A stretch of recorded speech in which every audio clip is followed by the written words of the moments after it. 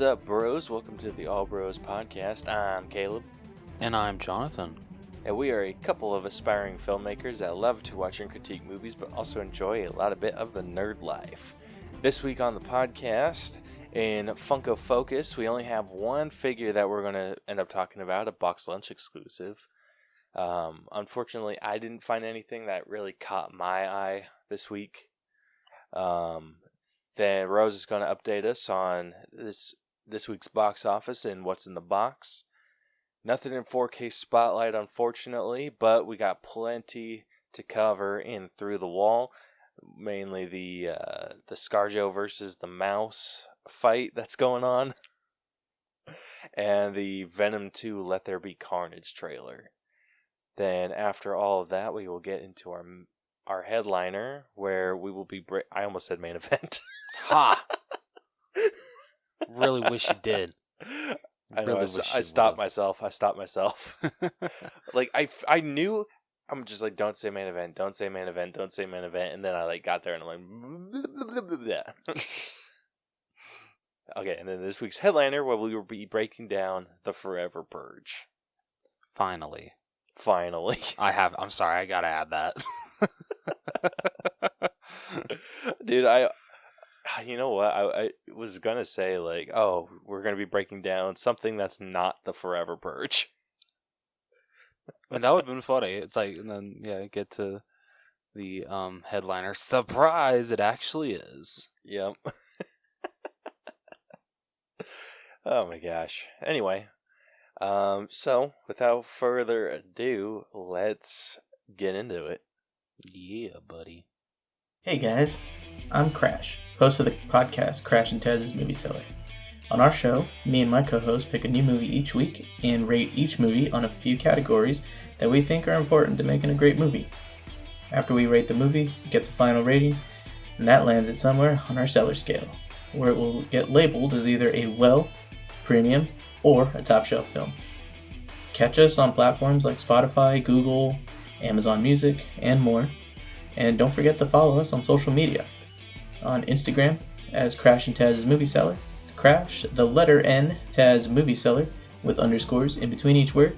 And on Facebook, Crash and Taz Movie Cellar, where you as a listener can suggest movies for us to rate, and also give us some constructive criticism to make the show more entertaining.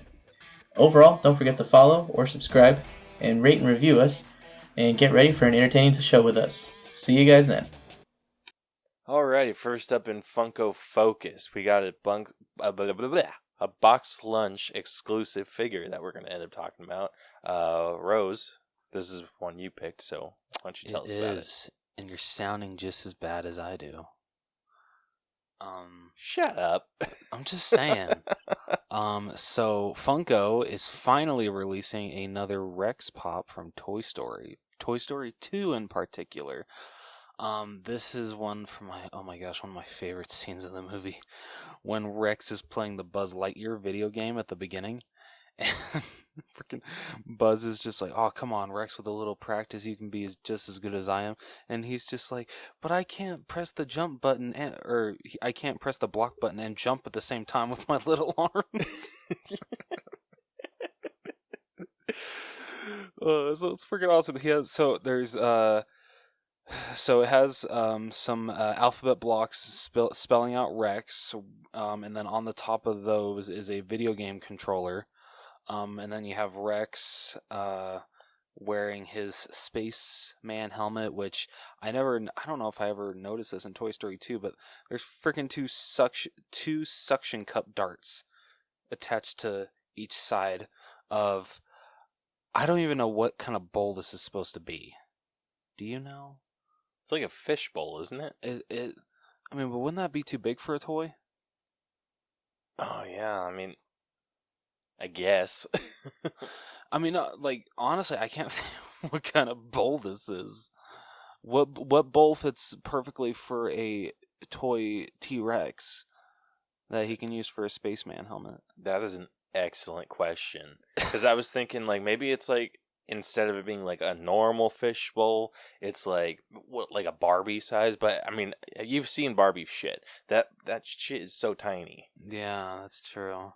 So I mean, have hell, but no actually idea. bringing up the whole Barbie thing, it actually might be a Barbie astronaut helmet, like maybe they got from Bonnie's room or something. Oh, that's okay. I can accept that answer. That could work. Even though freaking Bonnie just freaking chucks Barbie into the donation box in 3 with like no remorse at all. None whatsoever. Oh man. But yeah, this pop is great. It's a box lunch exclusive. So if you guys missed out on the last Rex that was released, like I don't even know how long ago that was, but that thing goes for like close to I think $100 now. Bloody hell! I know it. Yeah, well, both him and Ham go for a pretty penny now. Jeez.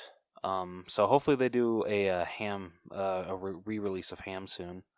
But yeah, so if you guys need a Rex, here you go. And honestly, this one's better than the first one, so I would definitely go for this one. That's super cool. If I could think of a Ham one to do, I don't know if it would really translate well to Funko. I'd be going with like the whole Toy Story 2 thing, and it'd be like when they're like running on the sidewalk and he trips, and he's just like, "All right, nobody look till I get my cork back in." Just, that'd be kind of funny, just like kind of like a because technically Rex is like on a diorama kind of thing, a stand. So you could do that to where like on the stand you have his cork spilled out with also just change around him. And he's like trying to cover up that area. But that might just, I don't know, that might be a little too inappropriate for Funko. Yeah, that might look a little odd. But isn't have Toy they Story done 2 one? rated G? Yeah, haven't they done, or have they ever done one with Ham where he's oh shit, is it Doctor or Professor Porkchop? They haven't, I think it's Professor, no, it's Dr. Porkchop. Doctor Pork, the evil Doctor. Okay, yeah. Yeah. Okay, I had to like, I had to say the line. Dude, I have to do that all the time for some movies. Or for Yeah, some characters. that would be a cool one to do when in regards to Ham. If they do, they have to do One-Eyed Bart and One-Eyed Betty. Like, yes, they have to do a 2-pack of those guys. That'd be so cool. But yeah, this dude, this Rex figure, I love this one just because it reminds me of that opening scene from Toy Story 2. Like, that opening was just insane. Dude, it sets up such a great sequel. Like I've said on this podcast, my favorite Toy Story to date, and arguably my favorite animated film. But yeah, just that beginning is just so great that like because you never expect Zurg to actually just blast Buzz Lightyear. I know. That is just freaking Pixar had some balls to do that. Yeah, they did, dude. I remember seeing that for the first time. Like, I lost my mind. I was just like me and my brothers. I can remember this like super clearly because it was traumatizing. Like, I remember sitting there watching it, and we're just like, yeah, Buzz is so cool. And then he gets blasted, and we all, like, collectively jumped. And I think Koi almost, like, started crying. And then when we realized it was a video game, we were just like, oh, that's so cool. I want to play that game. Oh, man. It's like now that Pixar just almost ruined my childhood, I'm okay. Yeah, no joke. I'm kind of glad that we got a replication of that scene in Toy Story 3, the video game. Oh yeah, dude, I remember that. That was freaking awesome. That was so cool. I'm so glad that they did that. Me too. That's an underrated game. It is. I miss movie license games. They were so much fun. Yeah, Well, and okay, I think Toy Story worked most of them. Yeah. But I think Toy Story 3 ended up working perfectly. Like, you ended up wanting to play in the sandbox more than you wanted to play the story. Yeah. And then on top of that, like, even the sandbox had its own friggin' insane creation or story that you could go play. That's true. Like, honestly, it was the Grand Theft Auto of Toy Story. No joke. So much fun. Or maybe actually, I don't know. Or would you say The Sims of Toy Story? Ooh. I wouldn't quite say Sims because Sims you can't really control. Well, I've never played Sims on anything other than my phone, so I don't know if you can walk around like you can with Buzz and Woody. Not that much. So it's like a click and go game. I don't know. I bought the Sims 4 on PS4 because it was on sale, and I remember liking The Sims a little bit when I was a kid, but I don't know, as an adult, I just can't get into them. It's just not my cup of tea. I think it's because it's life recreation, and life kind of sucks. Yeah, true. It's just like, there's no way my life could be this good. Don't try to fool me. Dude, I find that so funny now. And so I listen to a couple of D&D games, and a lot of the stuff, they're just like, yeah, this is pure fantasy. And they spent like a whole, half an episode purchasing a house. Damn. And they're just like, they went on this mission, got a shit ton of money, came back, and then there was this property for sale, and they're like, oh, let's buy it. It would be so cool. And then they pointed out, like, how funny is it that us millennials playing D&D, a fantasy role-playing game, buy a house? And I'm like, dude, truth. Yeah, that's pretty funny. But no, like, honestly, it's like, it's kind of sad that, like, for our generation, like, what we can build in, like, those kind of environments in video games is, like, sometimes better than, like, what we feel we can even what we can even create in our own life. Yeah. Yeah, super sad. Welcome to the real world, folks. Kind of sucks. Well, getting off this bummer of a topic, unless you got anything else to say guys. about your Rex. No, I think I'm good. All right, let's talk about this week's box office and what's in the box. All right, so this week, Jungle Cruise premiered in theaters as well as on Disney Plus, and it actually came in above projection. I think it was projected to bring in about 25 million, but it ended up bringing in 34.1 million.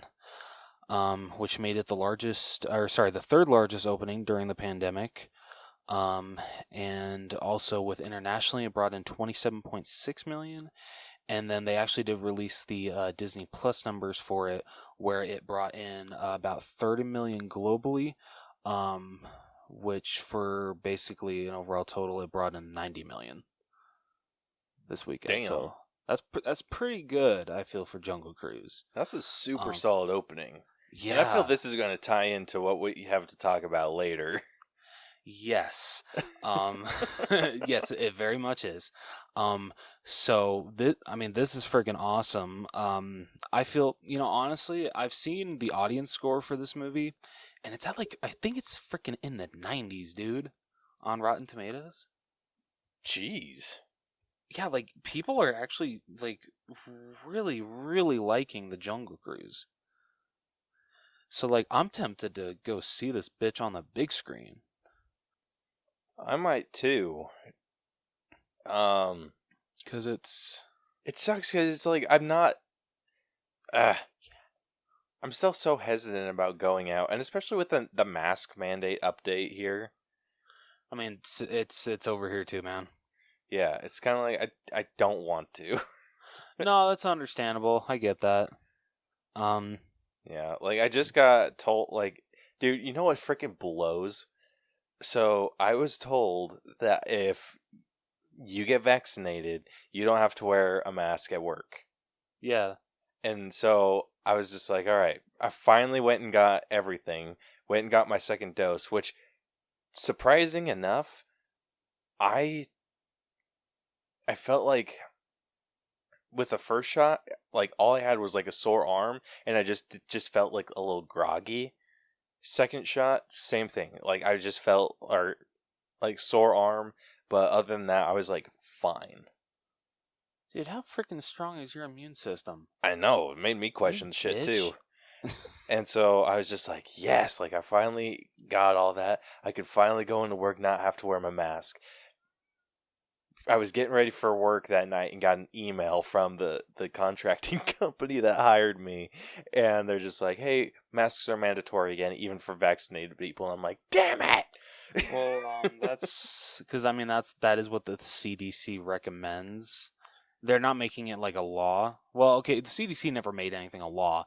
They're just saying, yeah, if you're in like heavily populated areas, even if you are vaccinated, we recommend wearing a mask. So it is up to companies and states to say, oh, hey, mask mandate's back in order. I mean, they flat out said here in Utah, yeah, mask mandate ain't going to happen again here, but I'm sure we'll probably be seeing stores implementing that again. I know Walmart is making all their employees start to wear masks again, and they're recommending customers to do it. So we'll see. Yeah, we'll see how that goes. Yeah. But yeah, I think the bigger corporations are going to hit that pretty hard. What's funny is, so going off the vaccine, I was like reading about like how people are saying, oh, the Johnson & Johnson is like the least what's the word? The one that is the least it's kind of like it's not thank you. It's the least effective to the Delta variant. So I searched up. I'm just like, okay, if I got the Johnson & Johnson, am I going to have to get vaccinated again? And they're just like, it might have to happen, but just hold out. We'll let you know. I'm like, God damn it. So I'll probably have either Moderna or Pfizer and Johnson & Johnson in my system come the next couple months. You get those shots and you're like, I am invincible. Exactly. Oh man, Dude, I'm gonna call myself the COVID Caper. There we go. That's my superhero name. Yeah, but dude, I put it off for so long, and it wasn't necessarily like I was like, oh, I don't want to go get the shot or anything. Like I wanted to, like I was going to go with my family to go get the vaccine, and I was like, then work came up, and I'm like, oh, I'm not able to make it. Like it's super busy today, so I can't get away from work. And then it was just like the same thing, like just stuff just kept coming up and coming up and coming up. And so when they announced like, oh, you need a vaccine to stop work, and then you can not wear a mask at work, and I was just like, still just things kept coming up. Like I was scheduled like weekly for months. So I was just like, I kept putting it off, and like just not putting it off. Stuff kept coming up, and more and more and more stuff, and I'm just like, shit. And so with like this whole Delta variant, I was just like, you know what? I'm going today. Like it doesn't freaking matter. I'm going to go get the first one today. Went and got it. When it was like, I was actually scheduled to get it on a Friday, but I worked Friday. And so I was like, okay, I'll just get it Monday when I get off work. Went to the CVC or CVS, not CVC. I was like, CVC. Yes, I went to the CVS, got my second one, and I was just like, yes, like I'm freaking ready for this. Like I don't have to wear a freaking mask on Friday. I'm freaking pumped. Got to work on Friday, or I was getting ready for work on Thursday night, and then I was going to bed, checked my emails real quick, and I got an email from the contracting company that's just like, hey, mask mandatory again, even if you're vaccinated. Thumbs up. And I'm like, damn it. Yeah, the company I work for hasn't said anything yet, but I mean, when they say, because I'm sure they will, that all employees and customers must wear masks, I will happily put it back on, because happy to do whatever I gotta do to stop, hopefully, COVID one day. Yeah, unfortunately, the rest of the state does not agree with your sentiment. No. No, they do not. Beauty of living in a red state. Yeah, I feel you. Anyway, so I think that covers what's in the box. Yeah, I mean, well, sorry, Or- really. Yeah, I'd did like we two cover more everything? I mean, we went from Jungle Cruise to, oh, hey, let's talk about the Delta variant. um, let's see. So in second place, what was it? So second place went to The Green Knight, which brought in 6.78 million. Third place went to M. Night Shyamalan's Old, which brought in 6.76 million. And then, unfortunately, Black Widow came in at fourth with 6.4 million. And then topping off the top five was the new Matt Damon movie called Stillwater, which brought in 5.12 million. Jeez, those numbers are super low. Yeah, but I feel with the Delta variant, people are kind of just like, hey, you know what? Maybe I don't want to go back to the movies yet. Dude, this is going to be a really tough time for theaters. No. Their industry is dying. Don't remind me. I know. I hate to say it, but I'm pretty sure it's on its way. It's on its way out the door. Now I go crying. Now I just go cry. I'm just gonna go cry. Yeah. Well, moving on to Through the Wall, which kind of ties into what's in the box. The first item of business that we're going to talk about. It actually, Sam Nelson sent this to us on our Instagram. Did you get the? I did. Yeah. So he sent it to us. Thought it would be funny for us to talk about, and he was absolutely correct. Yes. So ScarJo versus Disney. Yes. So Scarlett Johansson is suing Disney for going against her contract to where she was paid $20 million for Black Widow, but she is saying that they went against her wishes by releasing Black Widow in both theaters and on Premier Access for Disney Plus. She would have, I don't know if this was in her contract. Well, no, this wouldn't have been in her contract. She told them that she wanted to wait until COVID-19 had like more calmed down, like more people were vaccinated, just like everything was like more so starting to return back to normal before releasing Black Widow. Are you shitting me? She wanted to push it off more? Yeah. I'm That's on just Team what Disney. Are you sure? Because Kevin Feige's team, ScarJo. Okay, I will say that. Because, so Scarlett Johansson is suing Disney. So she wants part of the Disney Plus money for Premier Access, and that's fair. That is absolutely fair. And what's funny is Disney has said, I think, that they are more than willing to give her, what was it? Either they're more than willing to give her earnings from those Disney Plus Premier Access numbers or money, or they already have. I can't remember the way I heard it.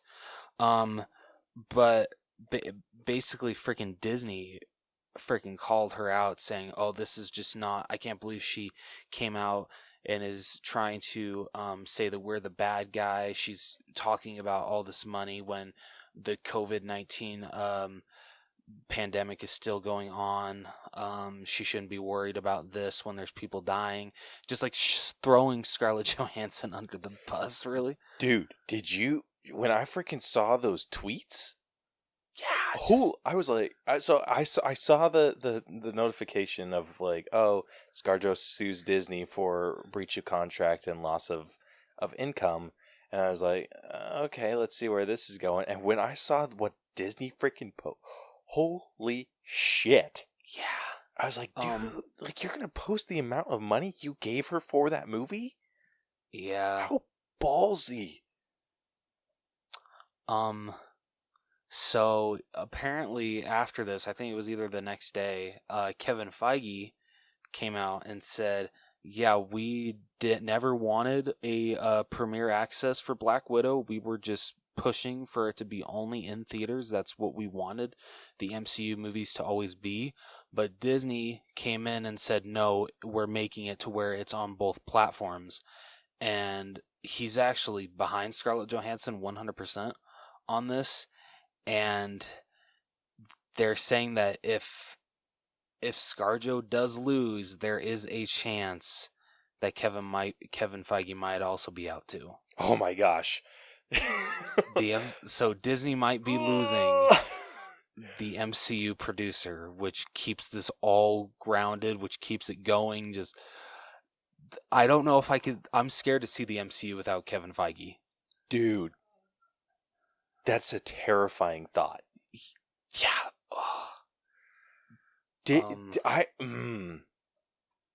Kevin Feige is the sole reason why the MCU is as big of a hit as it is.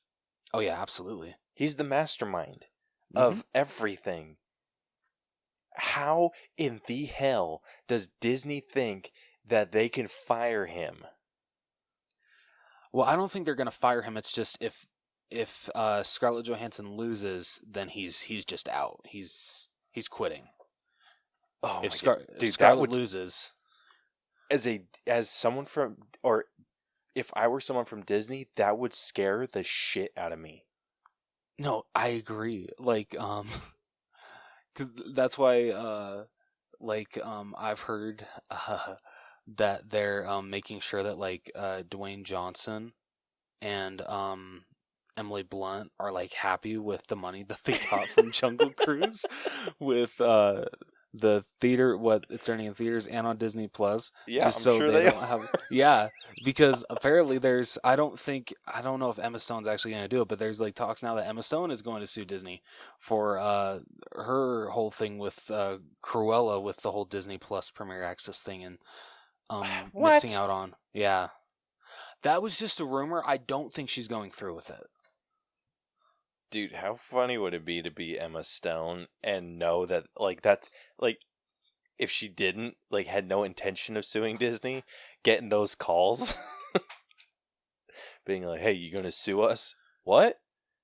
No. I'd be so afraid. How did that story get out? Yeah, dude, I'd be so afraid to sue Disney. Oh, yeah, because they are the biggest entertainment company in the world. Yeah. Mickey Mouse is God in in the entertainment industry. You don't F with the mouse.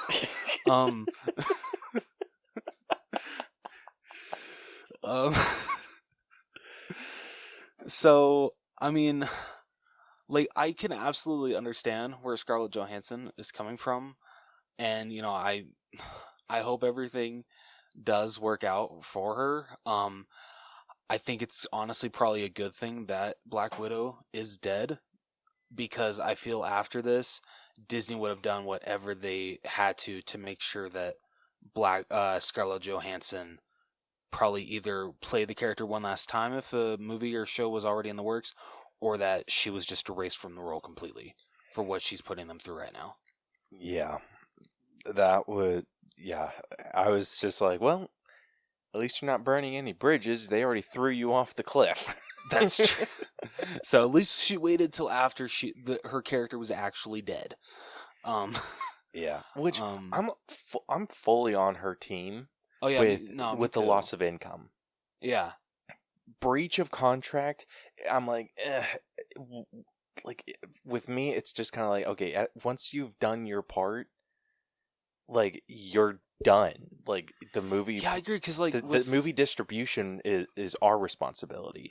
Yeah, I thought that was a completely different thing from a contract, because in your contract it just says, oh, you're making this amount of you're making this amount of money, not this amount of movie. You're making this amount of money for acting in this certain movie. This is how much you're making. Now, when it comes to how much the movie is actually going to make, or what you can be paid for if you do extra promotional, being on interviews, stuff like that. From what I've heard, doesn't the media portion of it isn't that covered in however much you're paid for the movie? Oh, it might be. I think you're right. Like, I think that's what part of the budget is. Like, I didn't really see a lot of interviews for Black Widow, so I didn't either, but yeah. that's probably because it was supposed to come out way earlier. Yeah.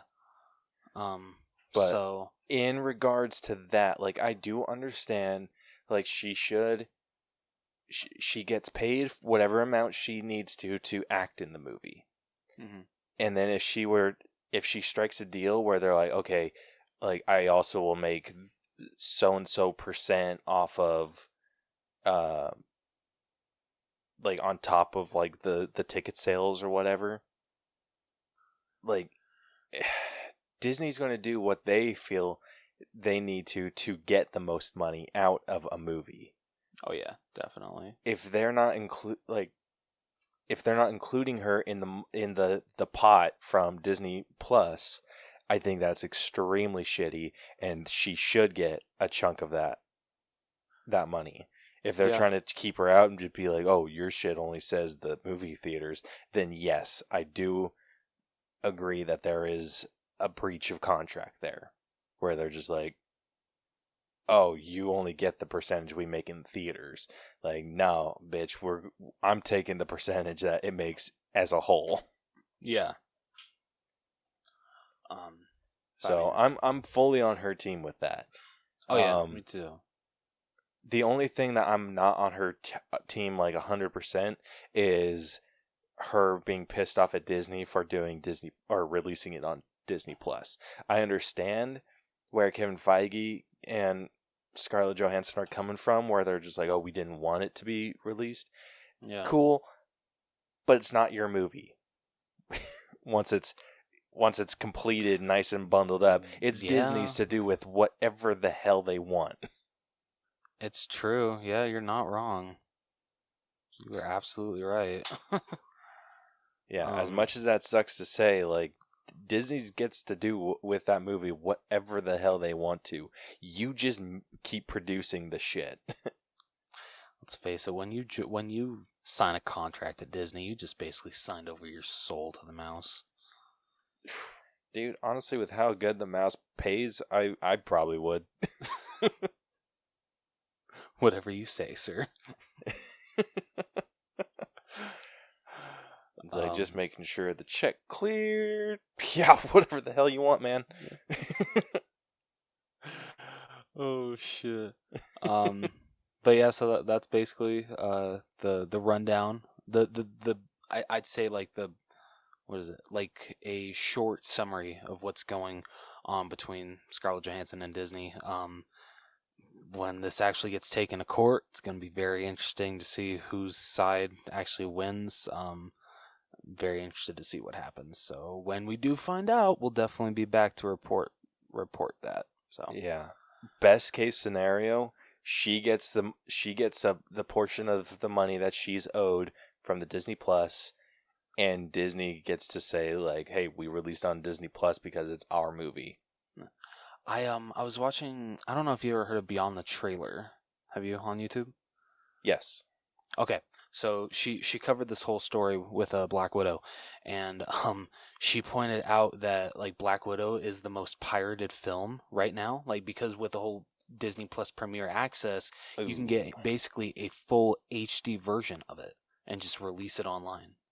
I did not think about that. Yeah, so basically there is a chance that in the future, when it comes to this, like these Premier Access things for when a movie is still in theaters but also can be shown at home at the same time, they might actually start adding watermarks to the movie, just so that whoever is leaking it, they can actually know, and it can be traced back to them.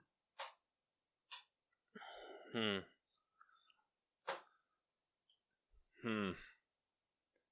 don't know how I feel about that. I mean, I hate it, but I would understand. I mean, I guess I wouldn't be mad if they had to put like, say, like the Disney Plus logo in the top left corner, maybe the top right corner. I would hate it, like I said, but I can get past it. I can excuse it, just because I get it. But yeah, so that could be something that has to happen in the future. I wonder if there's a way that they, like, you know how infrared light you are unable to see? Yes. Like, I wonder if they would be able to, well, I don't know. Like, I'd be interested to see if they could put, like, an infrared watermark. That way, anyone that uploads it maybe it, like, has their, like, information in that infrared watermark. So that way they just, like, infrared light it, get all the info that they need. Like, I wonder if that is something that they could do. That way it's invisible to the human eye, but it's still there for their use. Yeah. And Mickey will just come and be like, "Ha! Gotcha, bitch!"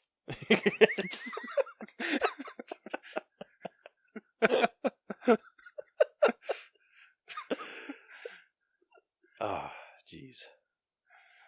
Oh, yeah, man. so this is going to be an interesting story to follow, and I'm going to be following very closely. Oh yeah, dude, you mean both. From what I've heard, a lot of her MCU co-stars are behind her, 100%.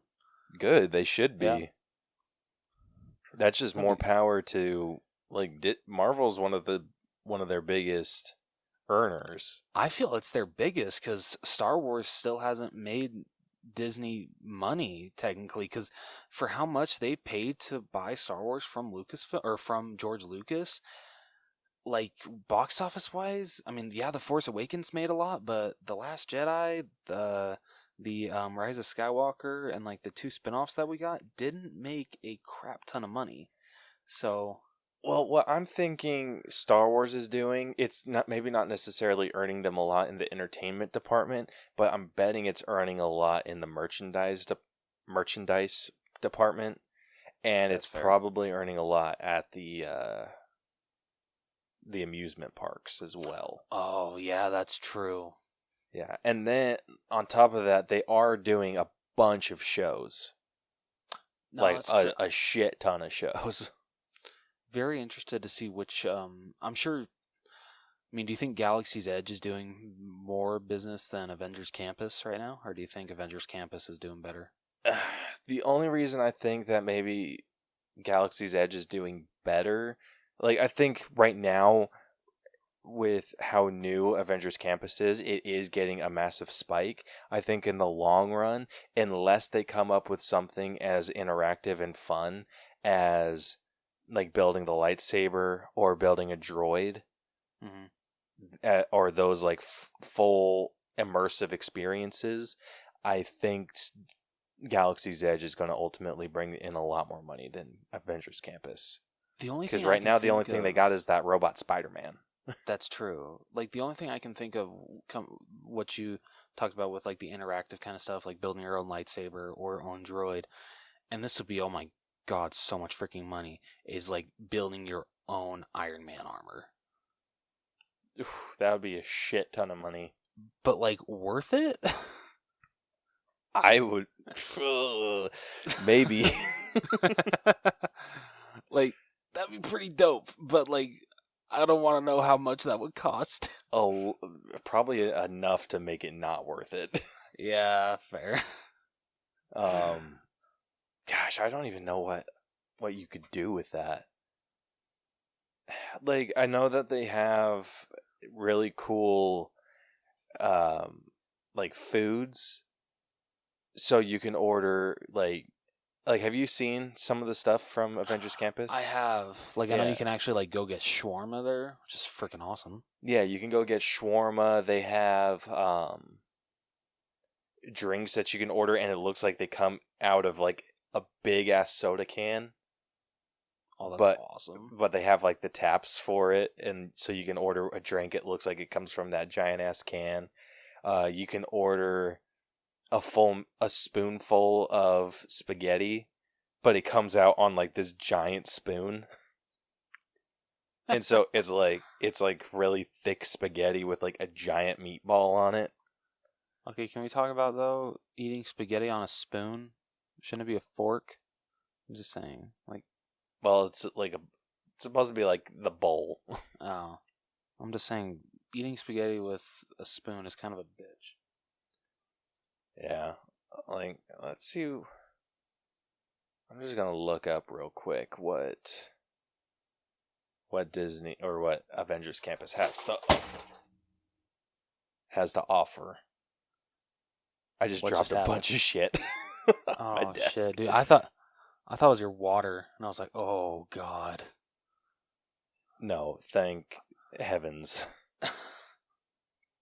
All right, let's see. You got Pym Test Kitchen, which is where you can get like all of those novelty foods.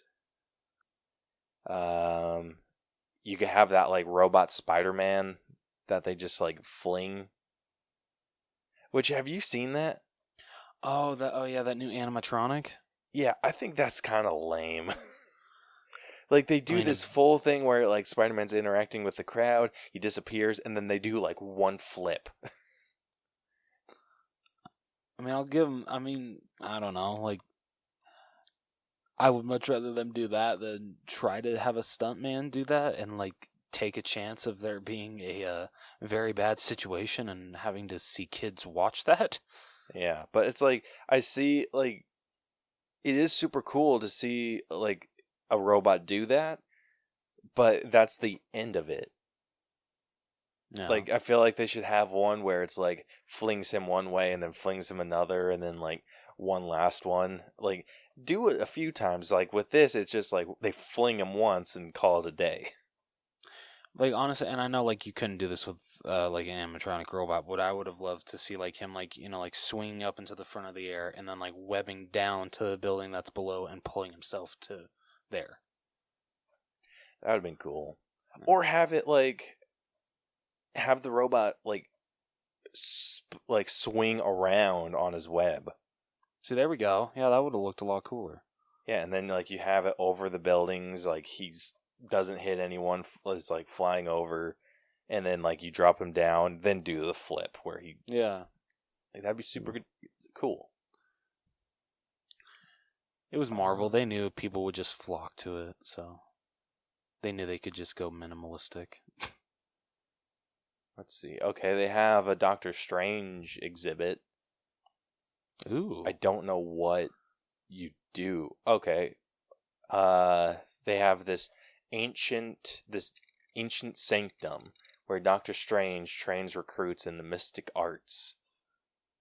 By bringing the ancient sanctum to life with powerful spells, and the area glows at night. Interesting. Okay, you can build a spider drone. That's kind of cool. That's actually pretty cool. Yeah, but they're based off of heroes. Like they have a Black Panther one, an Iron Man, Black Widow, and an Ant-Man and the Wasp. Damn, no love for Hawkeye. It's bullshit. Yeah, so it doesn't seem like they have a lot, but they do have a decent amount. All right. It's decent. Yeah. I wouldn't pay to go, but I mean, I would not pay. How much is it to get into Disneyland now? Like $125? It is. Okay, let's see. Disneyland or just let's see Disneyland. I mean, is it at both? Oh, that's a good question. I can't remember if it's either. I think it's at Disney World. Okay. Disney World. How much is it? Day pass. $116. You. Yeah, for one person. Yeah, screw you, Disney. Okay. Let's say for shits and giggles. So kids under the age of 3 get in for free. I'm assuming. Don't quote me on that. So. I see. All right, hold on. I'm just clicking on the ad. That is. Well, I mean, would you pay $116 for a ticket for Iris right now? Absolutely not. So it better be free then. Yeah, I think they're smart because kids are not physiologically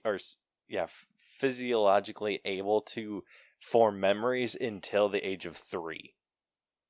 No, that's a good point. Holy shit. What? It is $109 per ticket for the age for 10 up.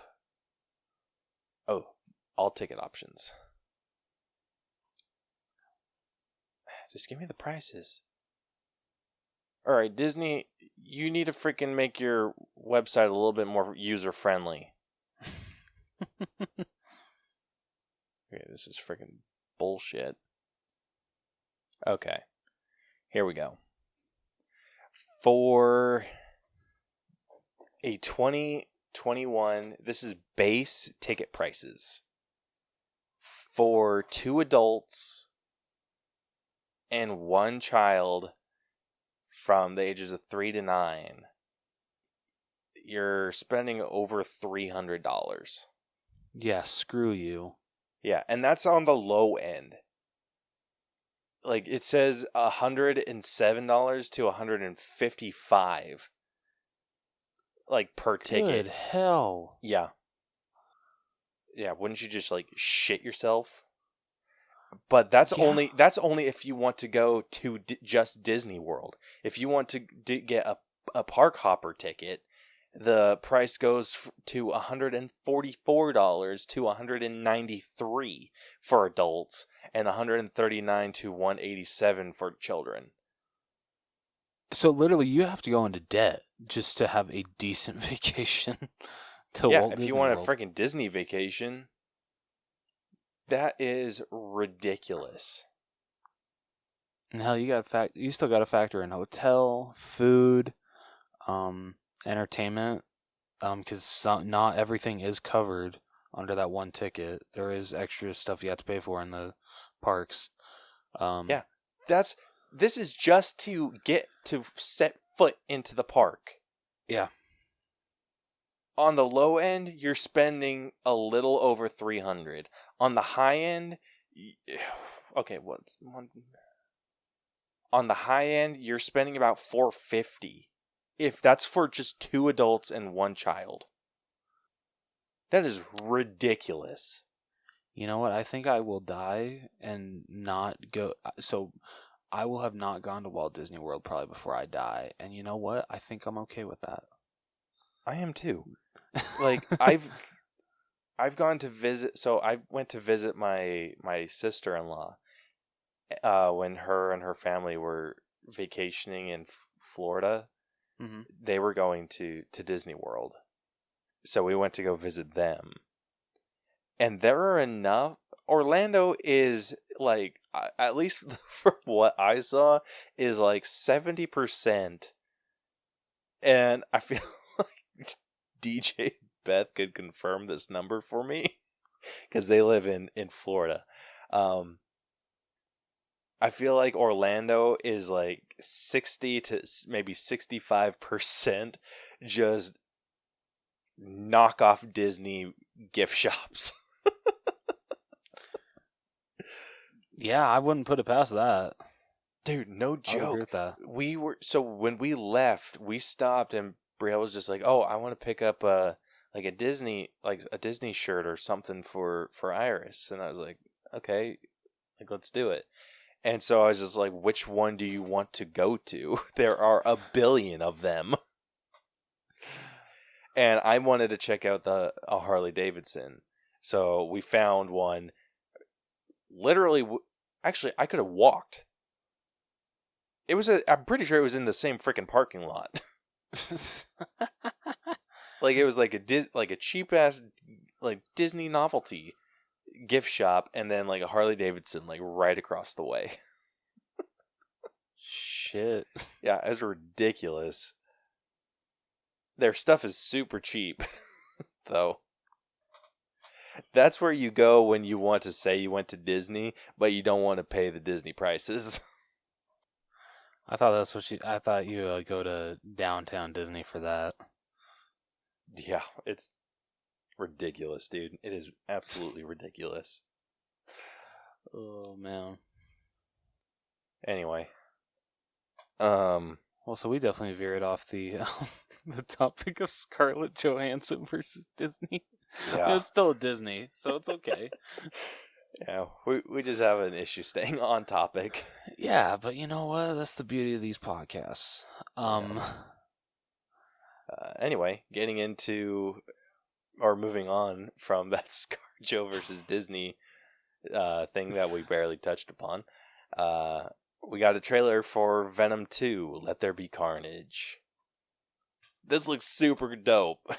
It does. I mean, like, I'm excited for this sequel, but I'm not like super hyped for some reason. Like, the trailer was really good. Like, it got me excited, but I'm not just like, oh my gosh, I have to like see this opening night. I'll go see it probably opening weekend. But what was it missing for you? I don't know. That's the thing. I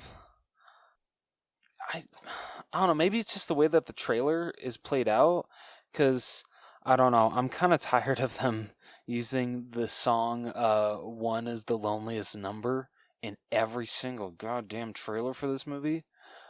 And just like using it in different ways. Maybe that's why. It's not the actual movie. It's just the way that this trailer, the way like certain things were played out. That's fair.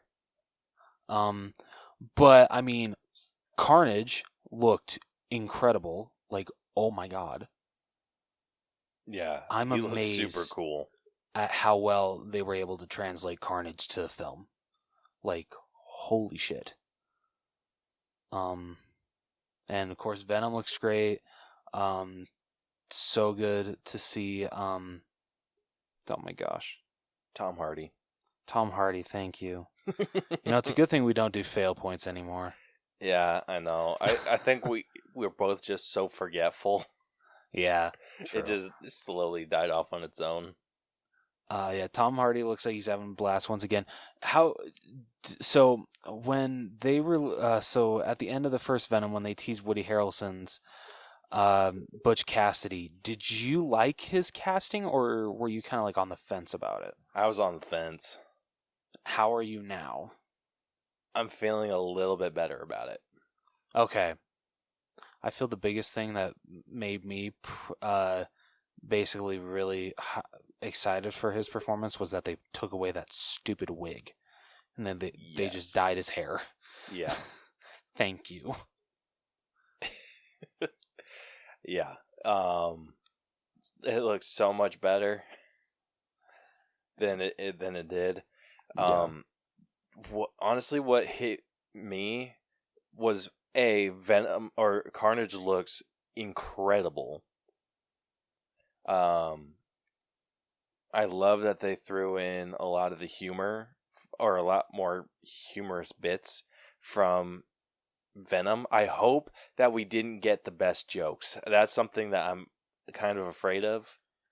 Yeah, I really hope that whole "oh shit, it's a red one" wasn't the best joke. Yeah, I'm afraid that that's something they did. It's like they have this face-off where, like, with Venom and Carnage, and Venom starts like shrinking down and turns back into Eddie, and he's just like, "Oh shit, it's a red one," and Eddie's just like, "What the hell are you doing?" And he's just like, "Dude, I will let you eat people," and he's just like, "No," and he's like, "I'll let you eat all the people," and he's like, "Promise," and then he like turned back into. I love how Eddie's just like, "Promise?" Like with an exclamation and a question mark at the same time. Dude, my favorite joke out of this, though, is when Eddie's talking to Venom and being like, "You need to control your anger." Venom comes out and like headbutts Eddie, and he's like breaks his nose, and he's like, "Oh my gosh, I didn't mean to do that. Like, let me fix it, so I can break it again." And then freaking headbutts him again. Oh shit. Oh my gosh, that was so good. And then with the scene where his girlfriend was getting married or got engaged, and he's just like, just shake his hand and say like you're happy for him, and he does. He like shakes his hand and he like freaking bitch slaps him. Yeah, like, and he's like, I'm sorry. Oh my gosh. Doesn't he like point out, man, I think we need couples therapy? And he was referring to like, I mean, her new husband was referring to him and Eddie, not. Yep. It's what? Dude, one of my favorite things that stood out from this trailer is the inclusion of the Daily Bugle. That was awesome. If we don't get a little Spider-Man teaser, I'm going to be pissed. Speaking of Spider-Man, please tell me you saw the email from TeePublic. Oh my gosh, dude! Two of them. No, it's literally every single Spider-Man one you did. Are you shitting me? I only saw the one. Yeah. Oh, so okay, guys, literally every single Spider-Man art that Caleb has ever done got taken off from TeePublic. We're talking Sam Raimi Spider-Man, Spider-Man Into the Spider-Verse, Spider-Man Far From Home, Spider-Man Homecoming, and then to top it all off, not Order of the Phoenix, Dark Phoenix got taken down too. X-Men Dark Phoenix. You sons of bitches. I was actually like showcasing my buddy JC, like showing like what do you think? He agrees it's bullshit, especially the one for Into the Spider-Verse, because he's just like, they don't own the outline of a spider or spider web. Dude, those are all the episodes that Vic joined us on. Oh, it's Vic, you're bad luck. I'm just kidding, man. I love you. Son of a bitch. Oh yeah, dude. When I saw that email, TeePublic, your designer's been removed. Oh, which one now? I know, dude. So I saw the one for X-Men: The Dark Phoenix, and I was just like that's bullshit.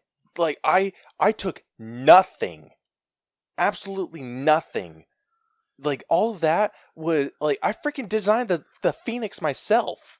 Yeah, same thing with Mysterio. That was all you. Yeah, I built that from freaking scratch. But I guess just because like it actually still looks like the character, they can claim that it's copyrighted. You know what I'm betting? I'm betting they don't even look at the designs. I think they're just like that. Just seems too convenient for them to like. Okay, Homecoming, I get that one. I was a little lazy on. Just took the spider logo. Absolutely get that. Into the Spider-Verse, that's bullshit.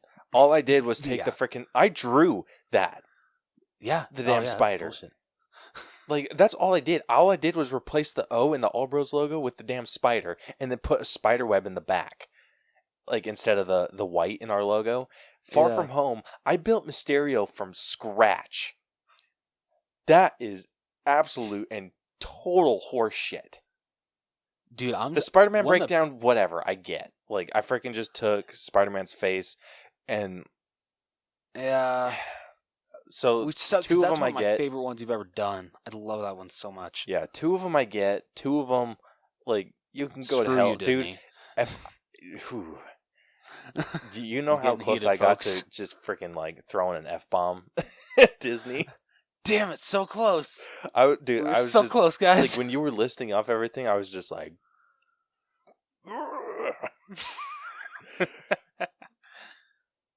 that is bullshit. I freaking hate Disney. You know what, ScarJo, we'll freaking jump in on that lawsuit.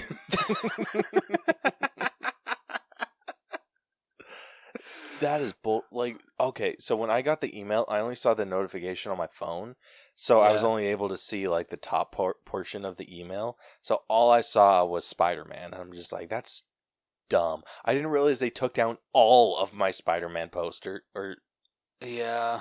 Dude, freaking screw that. Like, legit, if you want a t-shirt, if you want a hoodie, whatever you want of our All Bros logo, or of our All Bros artwork, I will post all of the shit that I have on our website. Everything that I've ever made will go on our website, and if you want something, you freaking will send us a contact form. We will get a custom-made hoodie, shirt, socks, whatever the hell you want. Yes. We will get it made for you, and we will send it to you personally, so Disney can go take a giant freaking dildo and shove it up their ass. Damn. Never thought I'd hear Caleb say the word dildo. I don't think that's my first time saying it. Wow. I mean, it's the first time I think I've ever heard you say it, so that's like a virgin word for me from you. Way to make it weird. I know. It's my specialty. Yeah. Anyway, freaking forget you, Disney. Ugh. Anyway, getting back to the Venom 2 trailer. Like I said, the humorous bits all freaking hit perfectly. Another thing, this movie looks like it's going to be freaking gross. Yeah. I'll definitely testify to that. Yeah, like freaking Carnage has like some of his, I don't even know what you call it. Slime? I think so. Some of his goop, it like the way that he uses it is disgusting. Like the way when he bites so after he bites Eddie and starts turning into Venom when they are putting him to death, the way his eyes freaking shift. Like, oh yeah. Looked so freaking creepy. Like I can't even explain it. It's like they rolled into the back of his head, but then it was like revealed his eyes again. It was so weird. And then the way that he morphs into Carnage is unsettling. It's unsettling. And then there was like a part where he was attacking this guy and he was like basically shoving his goop or his like tentacles, spindle things down the dude's throat. I'm like, this is really rough to watch. And this is rated PG-13? Yeah, no shit, right? They're really walking that line. Yeah, they are pushing that. But yeah, for me personally, I enjoyed the hell out of this trailer. I'm more hyped. I'll say it, I'm at a 10. Okay. I'm so excited to watch this. I feel like now, like, talking about the trailer with someone did get me a little more hyped. I don't know why, but, like, the trailer didn't fully do it for me as it did for you. So I'm at about an 8. That's fair. So. All right. Well, I think that covers everything in news this week. So let's say we get straight into this week's headliner. Let's do it.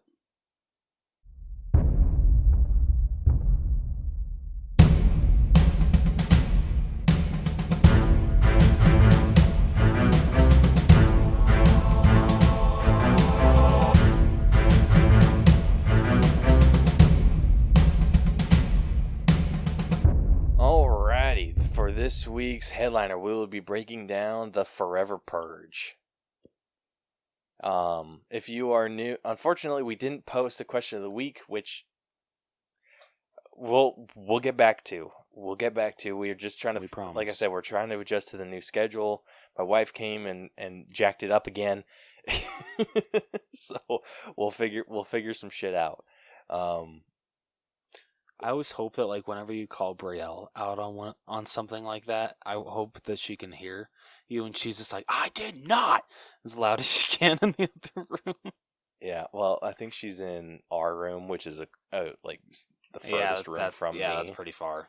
Yeah. Damn it. So, doubt it. But yeah, we'll figure it out. I had a really good question this time too. We were just gonna ask, like, what rules of the Purge did you want clarified? Which I think would have been a really fun discussion. It would have. I feel me and Caleb agree. One that really needs to be clarified is anything below class 4 or anything above class 4 weapons is strictly prohibited. What does that mean? You got to go into more. You got to go into. I mean. So apparently from, what was it, like the Purge Anarchy, when they throw like a smoke bomb or some shit like that into one quarter, like an announcement comes on and says, weapons above class 4 are strictly prohibited on Purge night, you will be prosecuted. No, someone shot off a freaking RPG. Oh yeah, that's what it was, sorry. So we know those are not allowed. But yeah, like, so I need to know what is above class 4. I'm assuming like a grenade launcher is, right? Yeah. I think anything that can take out like the steel barriers or explosives. That makes sense. So Damn it, so that's I just can't my have a guess. tank. That's just my Damn guess. it, I can't have a tank on Purge tonight. Damn it. Nope. But yeah. So if you guys are new to our breakdown system, we have split movies into 8 different categories that we individually grade to come to a final All Bros letter grade. The 8 categories that we score are story, writing, acting, character development, effects, music, costumes, and then we give it our own personal grade at the very end. All of that magic gets added up, gives us an average, and that average translates into a schoolhouse letter grade for us. Yeah. And then we compare that to other movies that we've seen. So, if you have not seen The Forever Purge, spoiler alerts ahead. And what's nice is it is available now on Premiere Access, so if you can't make it out to the theater, you can rent it on at home. It is $20. I still feel really bad that Caleb had to pay that. Yeah, I stopped feeling great about it after. But whatever. It is what it is. I mean, hey, when I give you the digital code when I buy it on 4K, you could just say, hey, technically you technically bought the code from me in a way. Right? Sure. I don't know how to justify this. Oh. Anyway. Alright, so in 2048, 8 years after Charlie Roan's presidential election, the new founding fathers of America, the NFFA, have regained control of the U.S. government and have reinstituted the annual purge with its original rules. Racial supremacy and nativism, have surged nationwide following their re-election, and many outside the ruling party are concerned that the upcoming purge will inflict more damage on the country than the NFFA realizes. Married migrant couple Juan and Adela illegally crossed the border into Texas to escape from a Mexican drug cartel and build a new life, with Juan working as a farmhand on the Tucker family ranch, while Adela begins working near Austin.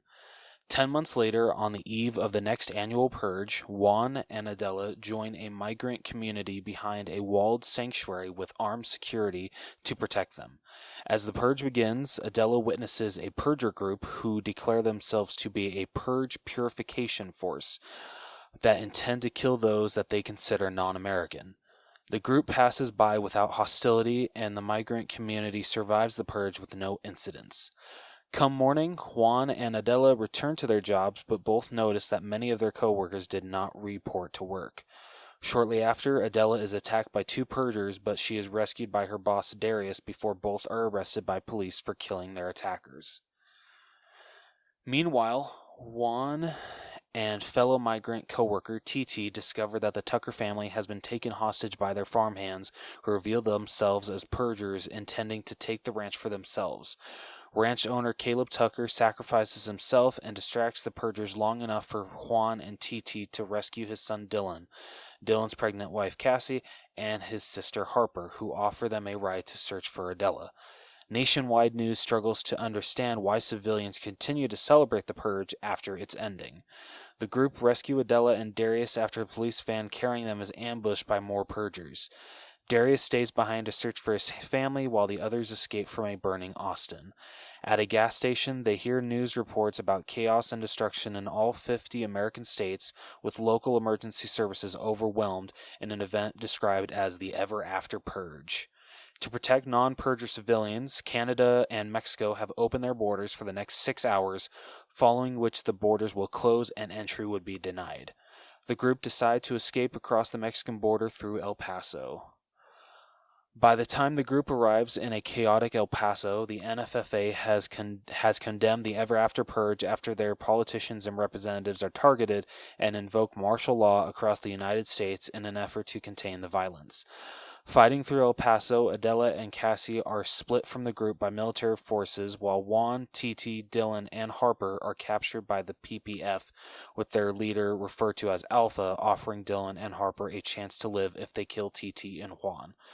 When they refuse, the Purgers murder TT before the military intervenes, allowing the group to escape. However, the military is forced to withdraw when their base is destroyed by more Purgers. In response, the Canadian and Mexican governments announced the early closure of its borders, leaving those who tried to cross it vulnerable to the Purgers. Downtown, Adela protects Cassie from other Purgers, revealing that she and Juan had once been members of the self-defense groups who trained them to fight against Mexican drug cartels before they arrived to the United States. The survivors all reunite at a hidden safe house run by a nearby Native American tribe. Their leader offers to transport everyone across the border as refugees.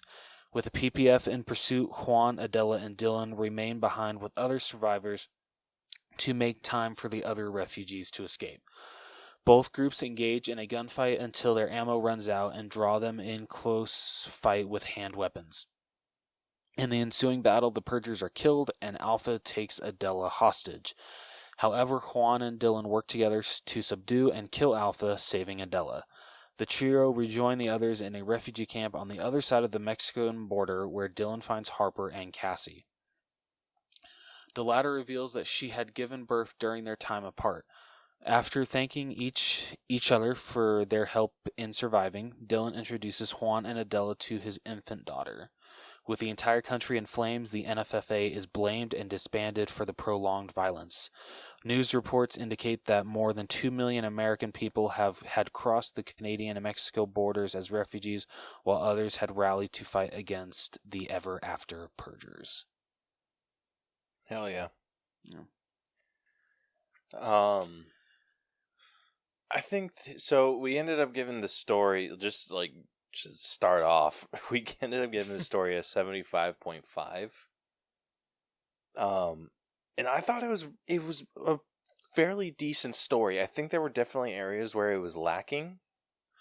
No, I would definitely agree. I actually really like this idea for a Purge film that we're going to take it to what if after the Purge ends, people are still purging, because we've seen we've already seen 4 Purge movies to where it focuses on what happens during the Purge that night. It's always just from 7 p.m. to 7 a.m.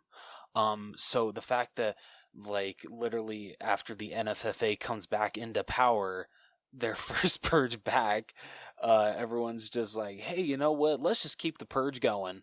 Purge is never ending. Like they say, this is the Forever Purge. Is freaking insane, but I freaking love the idea. And like you said, it is executed decently well. I did have some problems with it, but overall I was very pleased with the story for this Purge installment. Yeah, I think they were able to keep it fairly interesting throughout. I think they handled the Purge night really well, making it seem like an everyday average Purge. Yes. And that these mercenaries were tasked with keeping people safe. And that's how they make. I think that's really cool. Yeah, right. And they were able to they just took all this money from these people, which they're just little things in this that kind of gave a little bit more painted a better picture of the Purge, where it was the day before the head of the ranch went and gave all of the workers a Purge bonus. Yeah, which honestly, that's actually a really nice thing for a boss to do. He's just I can't offer you protection at my ranch because I gotta protect my family, but here's some extra money to hopefully make sure that you do make it through this 12-hour event. Yeah, which I think is super cool and just makes a little bit more sense when it comes to hiring the mercenaries to hide you out and protect you. And so I loved that idea. And then it also painted a better picture with what the next day looks like for the Purge. Yeah. Looking at what cleanup looks like, driving through your neighborhood. Like, they freaking saw, like, some coyote eating one of their neighbors. Yeah, can you imagine just, like, driving down the street, you see just dead bodies just on people's lawns. And, like, you kind of just have to brush it off because, like, the one guy says, one night, everything's just chaos, but then the rest of the year is peaceful. Mm-hmm. It's, like, I don't think I could ever get used to, like, because I think the Purge happens on March 21st, just driving down the street on March 22nd. Oh, hey, looks like Phil didn't make it through the night. Yeah. Yeah. Freaking wild. Like I said, I love that it just painted that broader picture of everything. And then you get to see the other side of it, someone coming into the country and experiencing the Purge. I actually, because what was it? So, like, I find it actually very interesting when the Purge franchise approaches these kind of topics, like with racism and stuff like that. The way they handle it in this movie, I actually really liked, with the whole freaking people that drive around on Purge night and will pick up, like, immigrants because they're not American citizens to them. I'm just like, well, that's just effed up. Mm-hmm. But that's a very interesting approach to some people, how they celebrate the Purge. That's a great idea. Like, freaking kudos to whoever came up with that idea. But then, like, so I love that idea, but then, like, if I go back to, like, the first Purge, like, certain things that happen towards the end, and I'm not trying to sound racist with this, when one of the Purgers is wearing blackface, I'm like, do we really need to bring that into the Purge franchise? Like, I felt like that was too much for me, but then when it comes to this kind of stuff, I'm absolutely all for it because, like, bringing that in, that's totally effed up. Like, that should never happen, but it's a very interesting idea, and I wouldn't put it past a group of people to actually do that on Purge night. Yeah. Well, I think with like the whole blackface situation, it just felt unwarranted. It's like something that they didn't really address. That's In fair. this, all of the racism and everything they addressed, and I think that that's really what helped amplify the movie. This movie, unfortunately, felt a little close to home. Like, with everything, like, I was thinking throughout this, and I'll get into it with writing, that it felt very preachy about everything, and I'm like, but that's actually how shit is. Like, honestly, it seems like people will be like, oh, like, it gets too, like, these Purge movies, as they keep going, like, they get too political, they get too preachy, but then, like, you have to sit back and it's just like, well, this is honestly kind of the America we're living in today. Like, it's not really that much out there. Yeah. I think that's what, like, I think near the end I got to the point where I'm just like, okay. Like, I was getting stressed out because I'm just like, oh, geez, this is freaking rough. And then, like, but near, like, the beginning, I was just like, yeah, I freaking get it, racism and shit. But, oh my gosh, dude, so the reason I docked this a lot was because of the, one almost slipped out again, the damn jump scares. That's, dude, for real though. Like, honestly, because I saw this opening weekend, and yeah, like, freaking, I'm, like, sitting next to a couple of my buddies, and I freaking jump, and they're just, like, freaking, like, trying not to laugh, and I'm just like, God damn it, Blumhouse, what the hell? Yeah, they were undeserved, they were cheap, I freaking hated it. And you could always tell when they were coming. Like, it wasn't even, like, good jump scares. No. One thing that I want to point out that I hate, like, I get it, because, like, we want to, like, showcase, like, this racism still happens. But do we have to have a character in every single Purge movie that has a swastika in some way, whether it be a tattoo, or it's on their shirt, or some shit like that. Dude, where the hell was that guy hiding? Yeah, right? Like, so there was a dude in this that he straight up had a swastika tattooed on his cheek. Like, bitch, where the hell do you think you're hiding? You can't go out in public. I'm actually surprised that a tattoo artist actually did that. Yeah, well, you gotta think criminals. Yeah, fair enough. They probably just, they tattoo each other. Yeah, so if he got in with a gang of people that were also racist. That's true. But, yeah, this whole, the movie, like, everything was good. It was just, I felt like it was just lacking. Like, it didn't, I had a hard time connecting with the characters. No, I did too. Just because, I mean, I don't know, like, there's been, like, very few, like, well, I don't know, like, were you able to connect with the characters in the previous Purge films? More so when, like, the family, in the very first movie. See, I was actually able to connect more with the what was it, the mother and daughter in the Purge Anarchy, so the second one, just because the way that they had to basically, like, considering that they were just in an apartment and they had to just lock up with just like literally just like a little bit of a barricade and just pray that nothing happened to them on Purge night.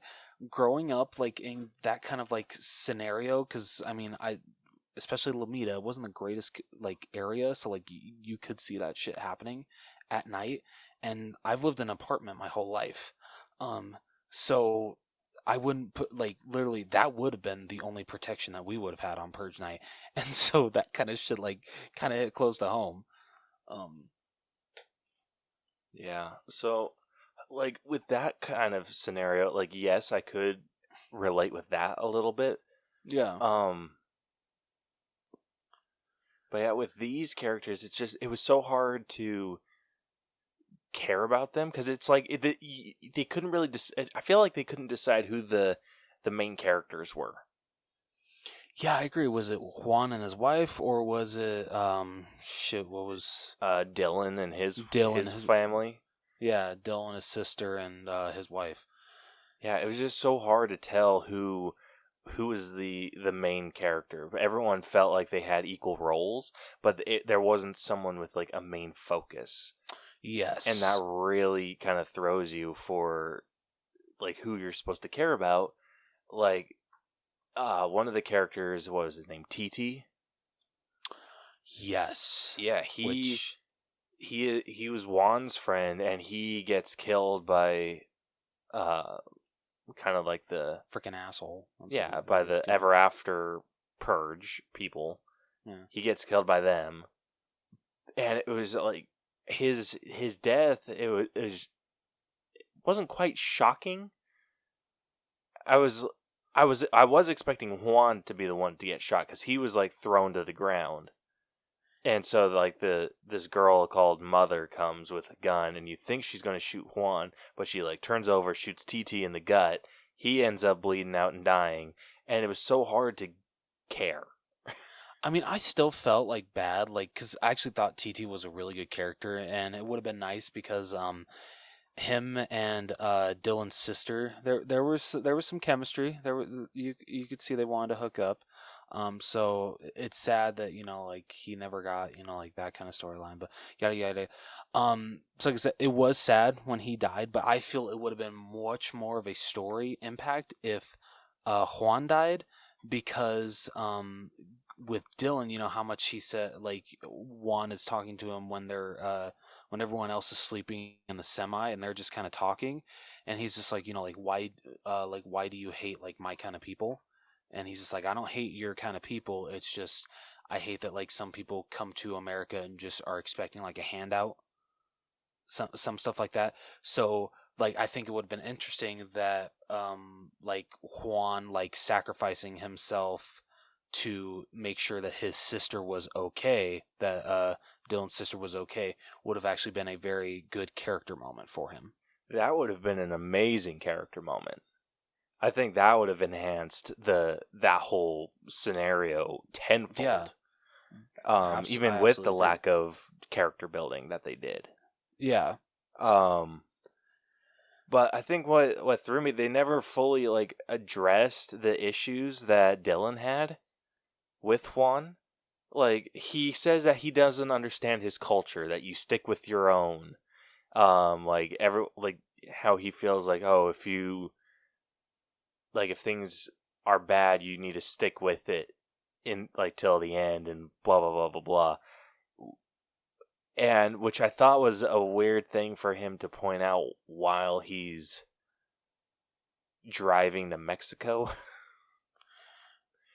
Yeah, that's fair. I think it should have been something that they talked about earlier. Like, maybe they addressed this before the Purge, and like maybe had this whole situation, because it looked like there was like lots of tension between them.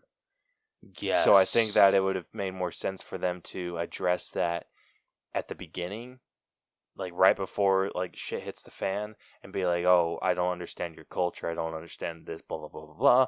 And then when they're driving, and then kind of have that character building moment where they discussing it a bit more. What, like, he's coming to the realization, oh, maybe this is why. Like, he was running from the cartel where things were really bad and blah blah blah blah. But I'm running from these ever after, like, someone that's like way worse than the cartel. Yeah. And I think that would have been like some great character building for both of them. And then like that sacrificing himself for his sister would have just amplified that tenfold. No, I absolutely agree. Yeah, but it's just the like, it's all these little things that I was thinking about, like, oh, this would have made a great story, kind of made me feel like I was I kept raising the story higher and higher, but then I had to like step back and realize, like, no, I'm adding all these fixes.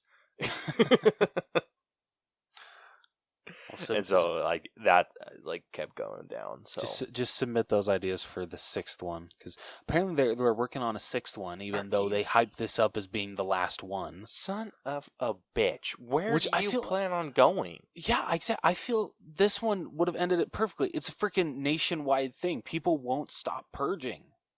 That's a perfect ending to it. Yeah, exactly. So dumb. Money, man. Money talks. Yeah, no joke. I mean, this one hasn't been as profitable as like the other 4, but for being released in a pandemic, it hasn't done that bad, because the budget was $18 million. It's gross close to $64 million. Shit. So, not bad. Yeah, I guess it's easy when you can knock these out for super cheap. Oh yeah, like, honestly, I don't think any Purge movie has gone above a $20 million budget. Yeah, those are just freaking money makers. Yeah, they are. So, overall, like, the story wasn't awful. It wasn't like an unwatchable story. It was good. It's just you can come up with a lot better story as you go along, which brings it down. Yeah, but like for when it comes to like a story for a 5th Purge movie, I was pleased. That's what I would say. I was too. I'm glad that they showed us a little bit more of what life with the Purge is like. That's like something that I always appreciate about the Purge movies. They always try to show us something new. I do appreciate about that. Like a new aspect to the Purge, and I think that this is a really interesting topic to discuss. Oh yeah, absolutely. But yeah, one thing that I'll get into it with effects. Okay. Like, there's a moment in this movie that like really impressed me, just with like ingenuity, but it's an effect. Okay. But yeah, so story sitting at a 75.1. Not bad. Moving on over to writing, we're sitting at a 71, so just a little bit below the story. The story. Okay. The I think that the dialogue was pretty decent overall. I would say it's decent for, and this is nothing against this franchise, but it was decent for a Purge movie, because I'm not saying bad, but sometimes the writing, I'm just like, okay, like, not everyone talks like that. Yeah, I think what ended up bringing it down, because I had little to no issue with the overall dialogue. There was a few like wasted bits, I feel. Just not even a full handful, just a couple. But what really brought it down was the storytelling. There was so little character development with these characters that you're supposed to care about. We're supposed to be rooting for these people, but they just felt like average everyday Joes. Yeah, like honestly, like they basically, it goes like the beginning, you see Juan and his wife, escaping Mexico, coming to the US, and them just trying to build a life together here. And then you see oh my gosh, what is his name again? Dylan and his family, and them being on the ranch. Nothing's really that's really all that you get. Like, there's Dylan and his family, who are rich people that own their own farm in Texas, and then there's Juan and his wife, and then his buddy Titi, who are immigrants from Mexico that came to America to make a better life for themselves. That's really all you get. You don't really get any backstory for these characters. Yeah, and it's just they if they would have focused more on one character, it would have just impacted. And I think that was the main owner, the Dylan's dad, the one that sacrificed himself to buy a little extra time with the Ever After Purgers. Yeah. I think out of everyone, his death was the most impactful, because we get to see like his kind-heartedness giving the Purge protection bonus. Yeah, because honestly, I love how he touches upon, like, he appreciates the workers that want to come to this country to, work and actually make a better life for themselves. And, he's referring to Juan and his wife and Titi. But yet when it comes to the Forever Purgers, who I know one guy did work for him, but I don't know about the other two. But he's just saying, like, like, you guys just, you want a handout, you don't want to work, you think that you're owed all this, but you're not. That is not how America works. Yeah. Which I think is such a great message. And then, like you said, unfortunately he dies, but what he was able to, like, get off before he died, perfect.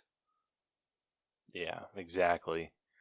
I think going back to like some of those improvements, I think one of the best areas that they could have improved the writing tenfold was when Juan was talking about Dylan not liking him, being like, "Oh, I think he doesn't like me because I'm Mexican." That would have been a great moment to have Dylan over here and have kind of a coming to blows with each other, and maybe Juan pointing out some of the racist tendencies that Dylan has, and just like doing that to come up with a better story and like reveal when he goes to Mexico. Like, I feel like going to Mexico should have been something that Dylan should have struggled with. Yeah.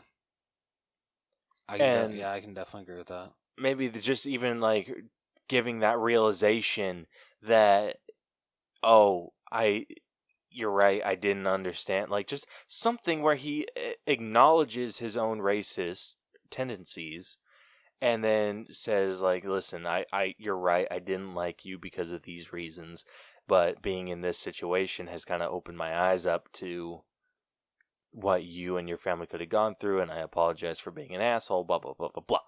Like, come on.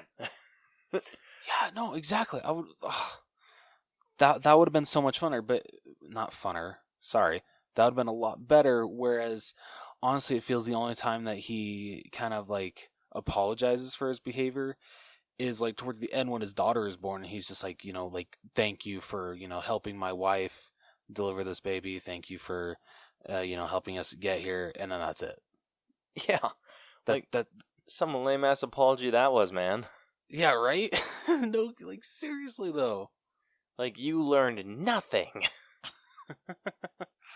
So it's just those little things. Like, it wasn't necessary. Like, story, I docked because lack of character development. There were some areas where it was slow, and I kind of addressed everything else. The writing is because they didn't do I docked because they didn't do a super great job developing the characters, and when there were ample opportunities to. Yes. Oh, absolutely. Yeah. So writing, we have sitting at a 71. Moving on over to acting. Just need to look up the cast real quick. Oh, we're on the same page here. Yeah. So getting into the acting category, we had Ana de la Reguera, who played Adela? I think it's Adela. Yeah. Levin Rambin, who played Harper Tucker. Josh Lucas, who played Dylan Tucker. Tina Huerta, who played Juan. Cassidy Freeman, who played Emma Kate. And I think that's everyone that I'm going to cover. Oh, and then Alejandro Eda, who played TT. So those are kind of the main ones that I focused on. You know what's kind of fun? Because, so Levin Rambin, I kept thinking, man, she looks so freaking familiar. What do I know her from? I think it was District 1. She played Clove in the Hunger Games. No shit? Yeah. Okay. Yeah. I was like, shit. Oh, yeah, the Hunger Games. Weird. I know, right?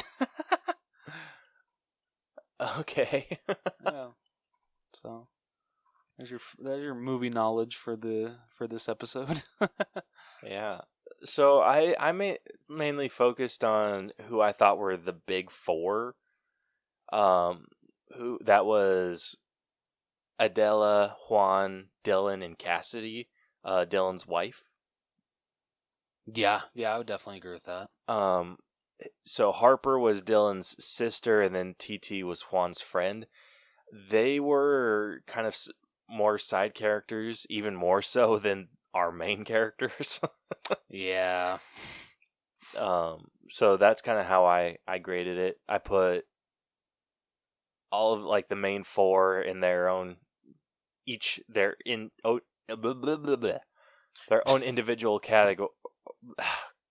Son of a bitch. Are I you cannot okay? talk. I graded each of them.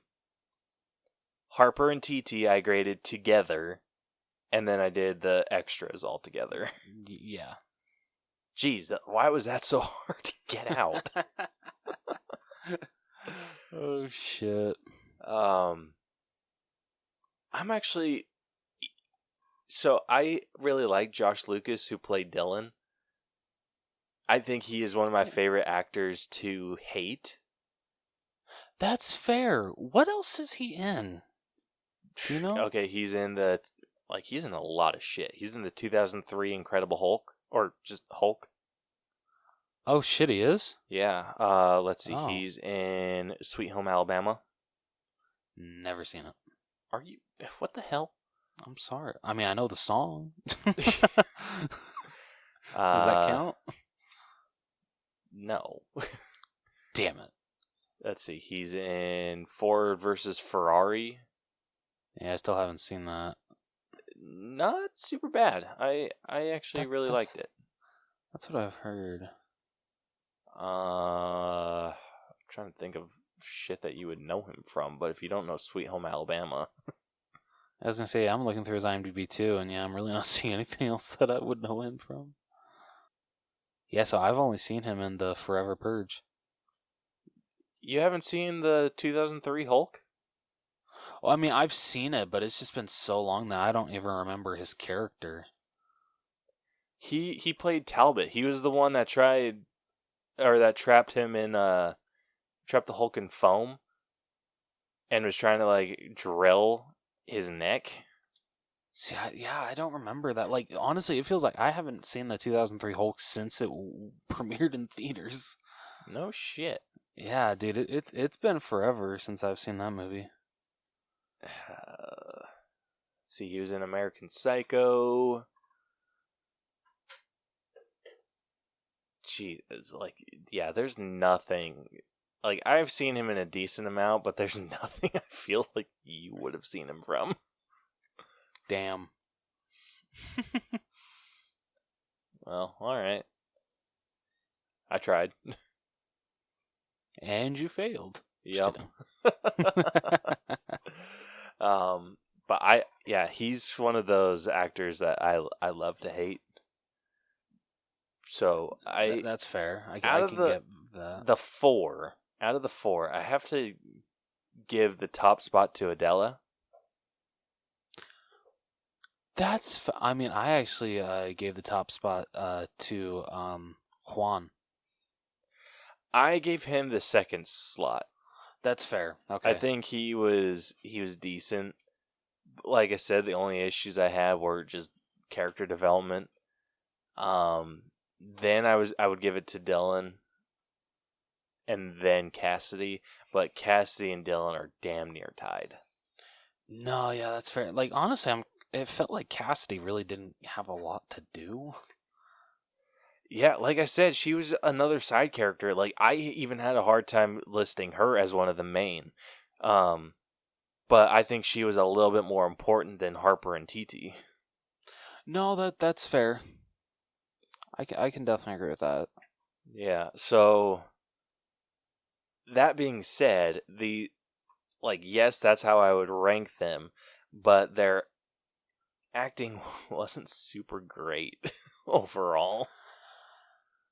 I mean, I feel you could say that about a lot of the Purge movies, especially like the previous one, the first Purge. I was not the biggest fan of the acting in that movie. I probably did like the acting in this one better. But if like you're comparing this to, say, like, honestly, the first three Purge movies where you had Ethan Hawke, Lena Headey, oh my gosh, Frank Grillo, three really great actors, and they do a good job in what they're given in these first three films.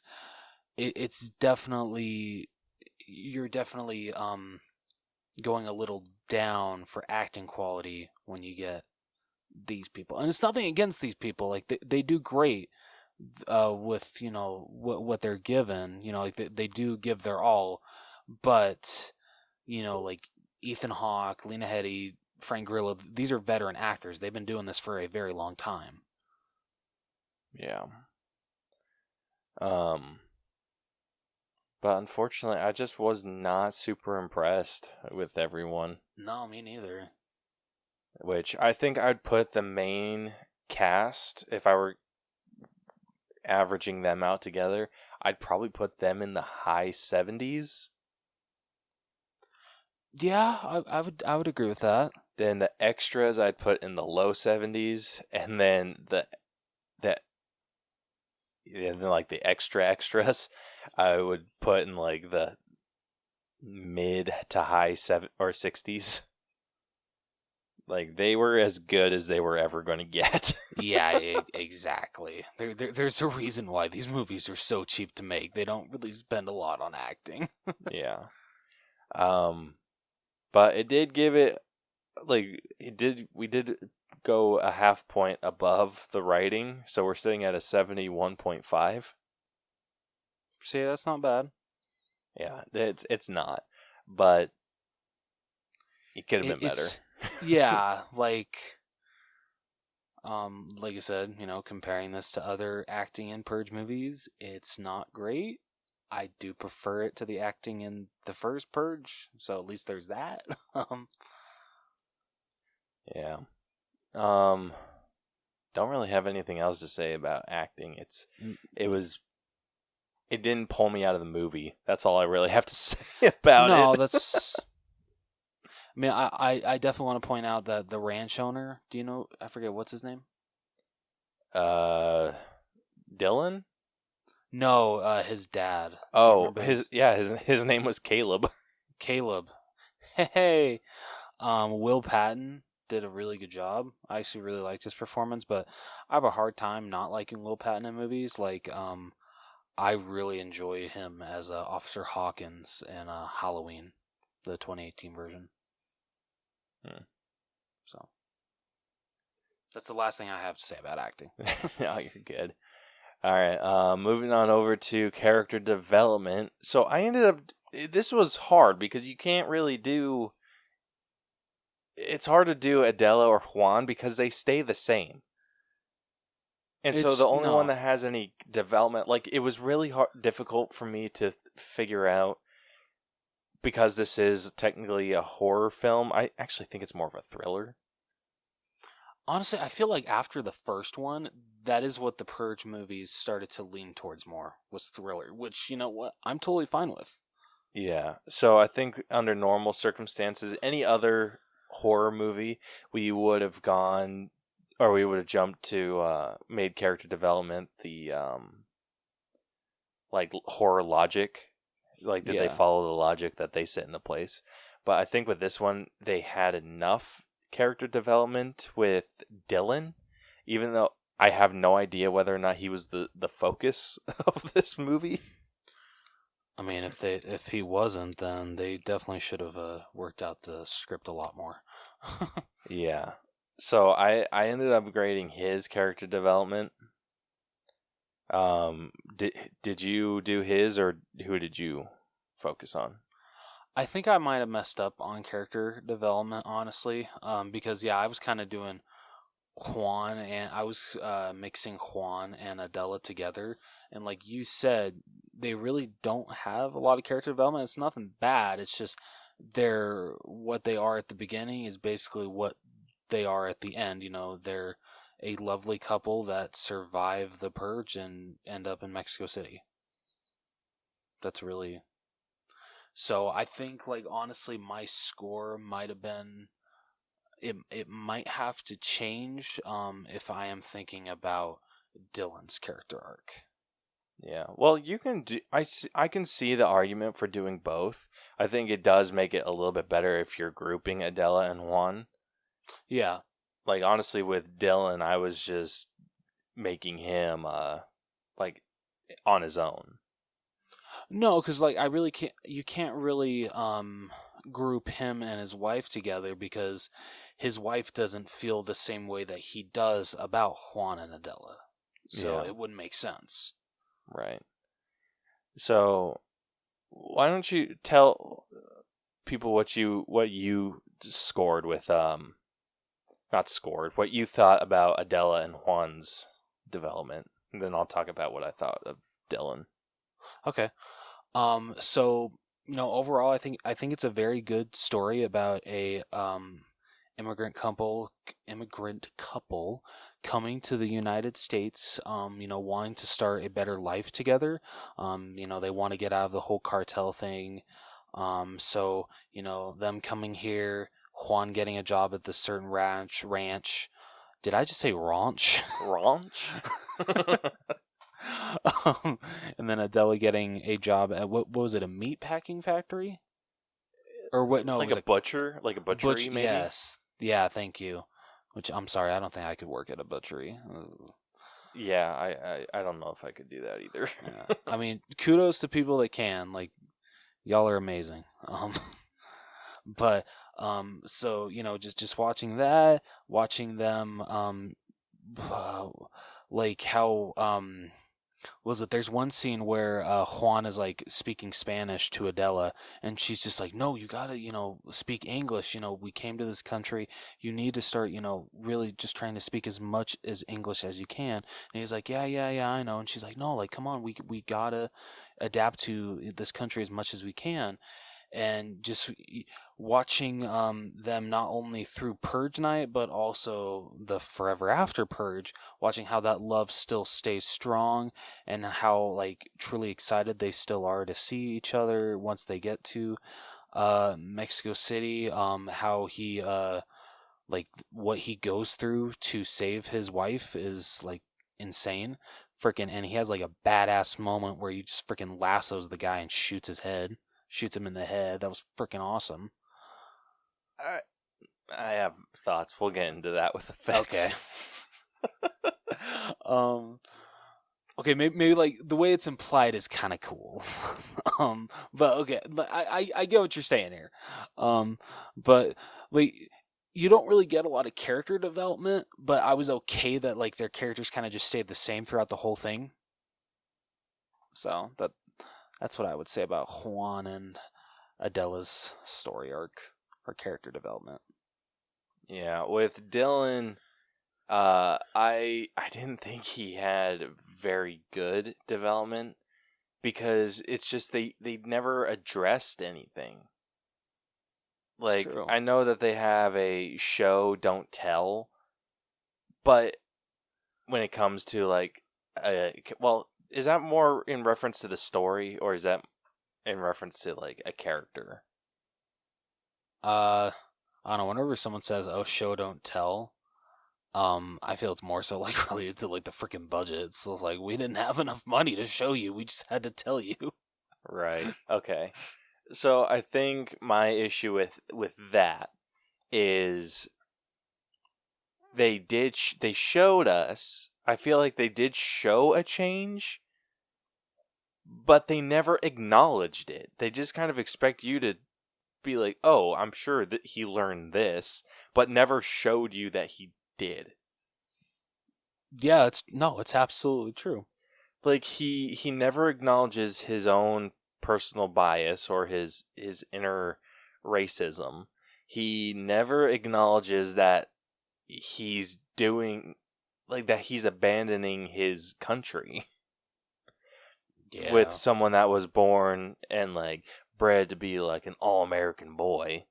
Like they never show him struggling with that. Like that idea. Like I was almost half expecting him like I would not have been mad. I probably would have improved the character development score had he stayed and died on the side of America. But he didn't. He lived and he went over to Mexico, and that's where I'm like, you dropped significantly. No, that's fair. That is absolutely fair. Because it's like, it was something that he's just like, oh, I don't understand why you do this. But it does show you, I think it does show that he maybe gets it. But like I said, never acknowledges it, so who freaking knows? We'll find out in the Purge section. Just kidding. So I think that was my biggest issue with him as a character. No, it's just fair. You that's never acknowledged his change, and it came off like you didn't care about it. Yeah. I think you built a character that had such potential for a great arc, but you squandered it by not acknowledging it. No, I would definitely agree with that. Yeah. So, character development is sitting down at a 66.5. Yeah. I feel that's deserved. Yeah, unfortunately. Moving on over to effects, we're sitting at a 75.5. So I think Caleb might have graded effects a little differently than me. Because I kind of graded the effects of like how like certain things that they set up the Purge atmosphere with, kind of going back to the whole people that like drive around in those trucks and are looking for immigrants that they don't believe are American citizens. That's a very interesting, like thing to approach with the Purge universe. Just on a like that kind of stuff, like the adding to the lore of what is allowed and what isn't allowed during the Purge, what like certain groups of people will do during the Purge is like super super interesting to me. So, there was another thing that I wanted to point out. Like kind of like what Caleb brought up with like cleaning up after Purge night. There's a part where Adela is just literally walking down the street to her job, and you just see a lady in the background just spraying blood off of just like a wall. And Adela doesn't look twice at it. Like, it's like, okay, that's just okay in this universe. So I think Caleb's effects score more reflects what the effects were. Mine kind of reflects more of how I feel like I like the certain things that they add to this universe to make it more like, what's the word? Damn it. Shit, what is the word I'm looking for? God damn it. It's gonna come to me. Give me 1 minute. Okay, not a minute. That's too long. Yeah. You go and maybe I'll think about it while you talk. Okay. Yeah. So I kind of went off of the special effects. The biggest thing that I docked for, the fires looked like shit. They looked I'll give you that. So freaking fake. Like, I'm pretty sure that they had one of the fires off in the distance on a loop. Because it was just like this constant, like, you know how like flames kind of work where they're just kind of like waving side to side and then they kind of come up and like almost kind of whip a little bit? Yeah. I'm pretty sure in one of the background fires, there's like a car that's on fire and it has the exact same, it's like almost like a one of the GIFs where it's like comes in like does like a couple whips, like the exact same whip, and I'm just like, I don't like that. One of my buddies pointed out that like when they're doing like a pan out shot, there's a part where I can't remember I think it's a water tower like falls over, and like he's just like, ooh, that was very CGI. That did not look, because like the way it falls just looks so unrealistic. Yep. And it fell and it exploded. It's a water tower, you dumbasses. Guess what's the least likely thing to explode when it falls? A freaking water tower. Apparently in Texas, water explodes, apparently. No. Yeah, apparently in Texas, your water is gasoline. American dream right there. America. Yeah, so I docked for that. Another thing that I kind of docked for, and I only docked it because I knew that I wasn't going to be doing logic in this, was the damn goat trap that Adela fell for. Like, come on. Are you shitting me? So, for those of you that haven't seen this movie, there is this goat in a cage in the middle of, like, in like this back alley. And Adela is just like, oh, what's this? She walks up to it and she realizes that there's a release valve to get the goat out. And she's trying to release the goat. And so she can't quite reach it. And so what she does is she sticks her head in the mother effing cage, pulls the lever, and is super shocked when it frickin' like clamps her neck shut and like locks her hands in place. I'm like, yeah, no shit.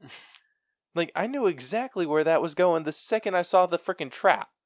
It's like, honey, I'm sorry. I've seen enough Saw movies to know that when you see anything just in the middle of an alleyway, no matter if it's a sheep, a goat, a cat, a dog, if it's in a cage and like it's a big ass cage and like it looks like not like just like a regular like dog or cat cage, don't go near it.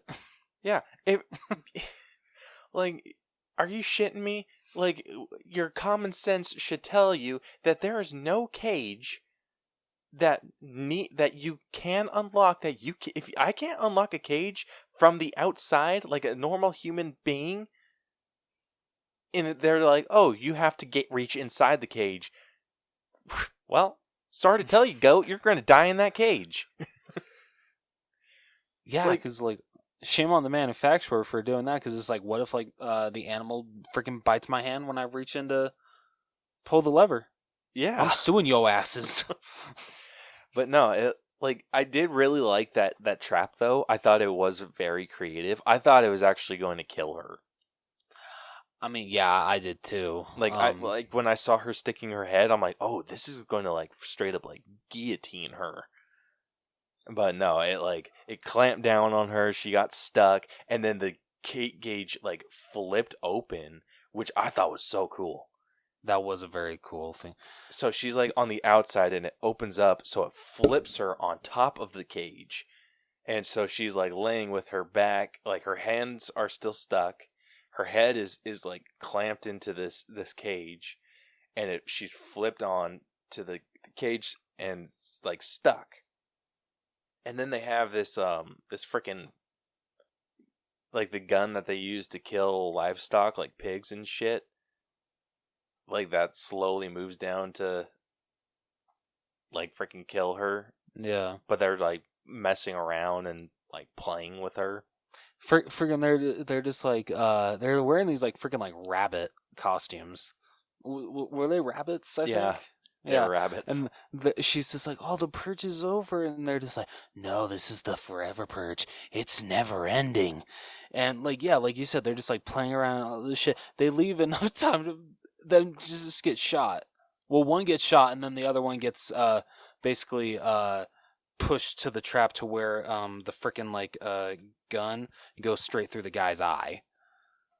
Yeah, I'm pretty sure he would have survived that. I don't think getting stabbed in the eye, unless you lose a shit ton of blood, which it didn't look like he did. At least you wouldn't have died as immediately as he did. He got hit and then like fell and collapsed. Like I'm pretty sure like that thing punctured his eye, he would have like sat there screaming and bled out. Yeah, I mean he might have just been in shock and maybe he still was alive, but then he died like a couple seconds later. I don't know. It just didn't seem like that it was like it's like a rod. It's just like a really high pressured rod. Yeah. So it didn't seem like it went that far anytime that he was like pushing it. No, that's fair. It makes me think like when it comes to, like people that would like set up for these kind of like things for purge night for like them to, be able to purge. It's just like imagine like spending all this freaking money just to get this all set up and you don't kill anyone. I'm just like, son of a bitch. I spent $2,000 on this thing and I don't get to purge. Dude, that would be hilarious. Like they should do like a purge comedy series. They honestly could do like what comedy, not Comedy Central, College Humor kind of did with the like they did a couple like purge comedy skits and they were freaking hilarious. Yeah. I think that would be like a hilarious little bit where the guy's just like, oh, this is gonna be good, and he like sets it out and no one falls for this trap. And then he's just like, any minute now. And then you just see like times passing by, and then it's like in the daytime, and then the alarm goes off, and he wakes up and he's like, damn it. And he does this for like years. Dude, imagine if like this was like the lead up to the scene that like this whole scenario happens between these two guys. Like they're just waiting for someone to come, and it's the goat. It's the goat that gets trapped, and instead of a human, they're just like, God damn it, what the hell? And then like the lady comes in, and they're just like, oh, finally, we can actually like get someone. And then like they just like find out like, oh shit, the purge is still going. Okay, we actually are not gonna get screwed out of money.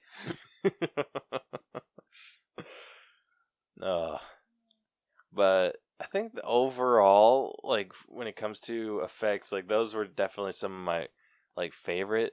Or at least that one was probably my favorite. Everything else was just a little like stupid. Like No, I didn't like the... I didn't like the lasso. Oh really? Yeah, like I think that like that they were trying to do like a whole oh he's a cowboy like moment. Yeah. And I think it came off super dumb. Like, so, like, the main guy that, or what was his name, Alpha? Yeah, I think, yeah. Gets lassoed around the neck. They freaking pull him, or Juan, like, lassos him around the neck, pulls him down. And then Dylan comes and lassos his gun. I'm like, are you shitting me? This ain't Red Dead Redemption. Yeah, like, that's such horse shit. You know what? Like, if I'm holding a gun, and someone lassos my gun, guess what they're doing? They're pulling my arm towards them. And guess what I'm going to do? Freaking pull the trigger. Yeah, exactly. It's like, you do realize you didn't lasso my trigger finger. I can still pull this in a second. Yeah, like what I was expecting was, or what I wish that they would have done was have Juan come in front of Alpha and like approach him. And then Dylan lassos his neck, yanks him to the ground, and then Juan comes up and does the firing, or the killing shot. Yeah, see, that would have been a lot better. Yeah, so much better than just like, hey, I got a lasso on your gun. I want your opinion. I don't know, maybe it's just because of the low budget for these movies. Is it just me, or like when they like have to add the like actual like gunfire effect in, it doesn't look super great? No, it doesn't. Okay. Making sure I'm not the only one. Yeah, that's another thing I docked for, which I think we docked like significantly on that because we're sitting at a 75.5. Yeah, I think I like graded like the effects like kind of completely wrong, but no, like I think that's definitely one effect that maybe we overlook sometimes, like setting that tone. Yeah, but I think they did a decent job. Yeah. All right, moving on over to music. We're sitting at a 5. Yeah, that's fair. Yeah, it's I don't know. You don't come to the Purge movies for their soundtrack. I mean, honestly, I feel the Purge movie that had the best soundtrack was the Purge Anarchy. That shit gets me hyped when I listen to that one. I absolutely agree. And that's what sucks. Like, we know that they have the potential to do it. Like, a really decent soundtrack. But it was just so lacking. Like, they didn't even have, like, a decent score. No, But... like, it was just so basic. Like, I feel like I could go on YouTube and be like, intense music, like, free content, and find something that would fit the movie better. Straight up. Like, honestly. So, yeah, it just kind of sucks that we go from a great Purge soundtrack and the Purge Anarchy to arguably one of their... Yeah, like, arguably one of their worst. Yeah. So, I think a 5 is more than fair. Yeah. Oh, absolutely. Not much else to say about music. I think the only other thing I want to say, it's very predictable. You can tell when a jump scare is about to come because it gets completely silent.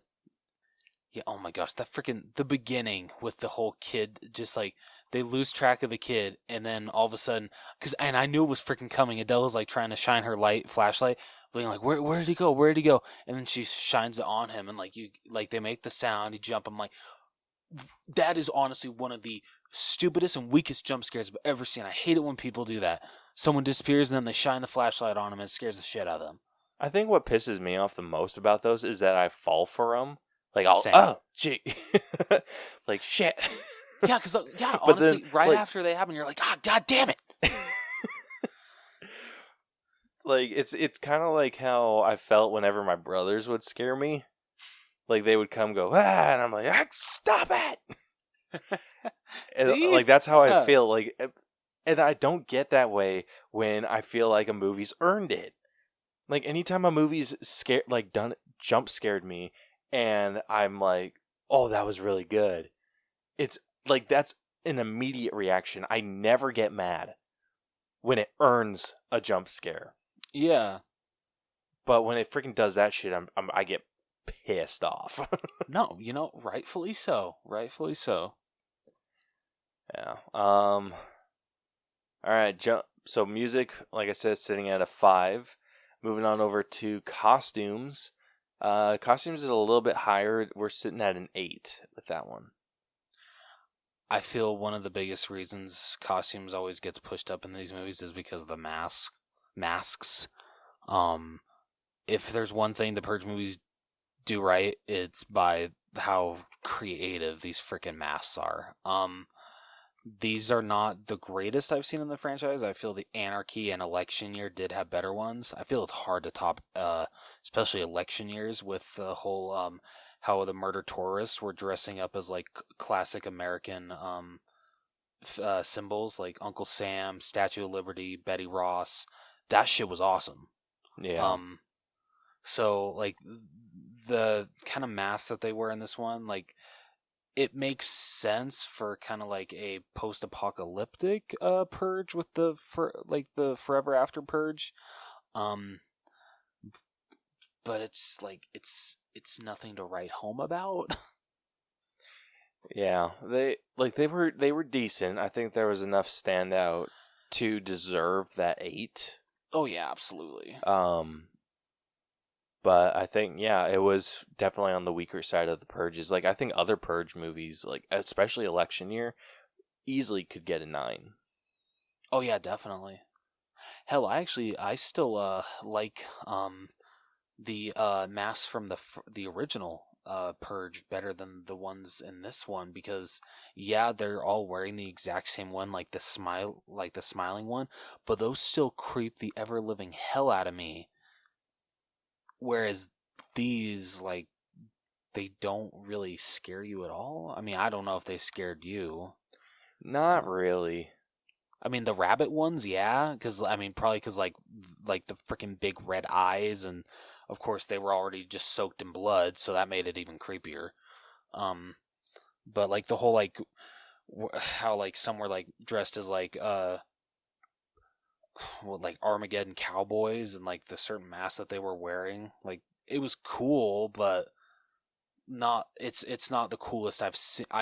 It's not the best that I've seen this franchise and what they can do. Yeah. I absolutely agree. I think, honestly, the average Purge movie could definitely be up at 9 when it comes to costumes. Yeah. But like we said, with this one being a little bit weaker, it was an 8. Like, I think I could have leaned a little bit more towards a 7 on any given day, but I think there was enough standout costumes to just barely get it to that 8 for me. Yeah, I'll definitely agree with that. Yeah, so costumes sitting at an 8, and last we got our own personal grade. So I'll start us off. Okay. I'm going to be sitting at a 68. Like, I enjoyed this movie for what it was. It wasn't my favorite. Probably never going to watch it again. Damn. Like, unless we do like a Purge marathon or something. Like, yeah, Okay. I'm probably never going to watch this movie again. It's just one of those movies like, oh, I've seen it. Now I can move on with my life. Didn't impress me. I think there's a lot of good conversation to have from this movie. But talking about fair. how good the movie is itself, like, yeah, it's probably going to be one of those ones that I just kind of let drift off into the void of movies being like, oh, yeah, I've watched that. Like this, like honestly, this breakdown is gonna be how I remember how good this movie was. Okay. That begs the question: how would you, okay? So now we have the Forever Purge. How would you rank the 5 Purge films? Ooh, excellent question. I would probably go Anarchy, Election Year, probably this one, the first Purge, and then the actual first movie. Okay, mine's like super close to that. Like, damn. Yeah. I thought we were actually going to be the exact same for a minute. So, okay. I'll say my score first. Overall, this was, compared to the first Purge, I thoroughly enjoyed this Purge movie. I had a good time. I always have a good time with these movies. I really love this franchise.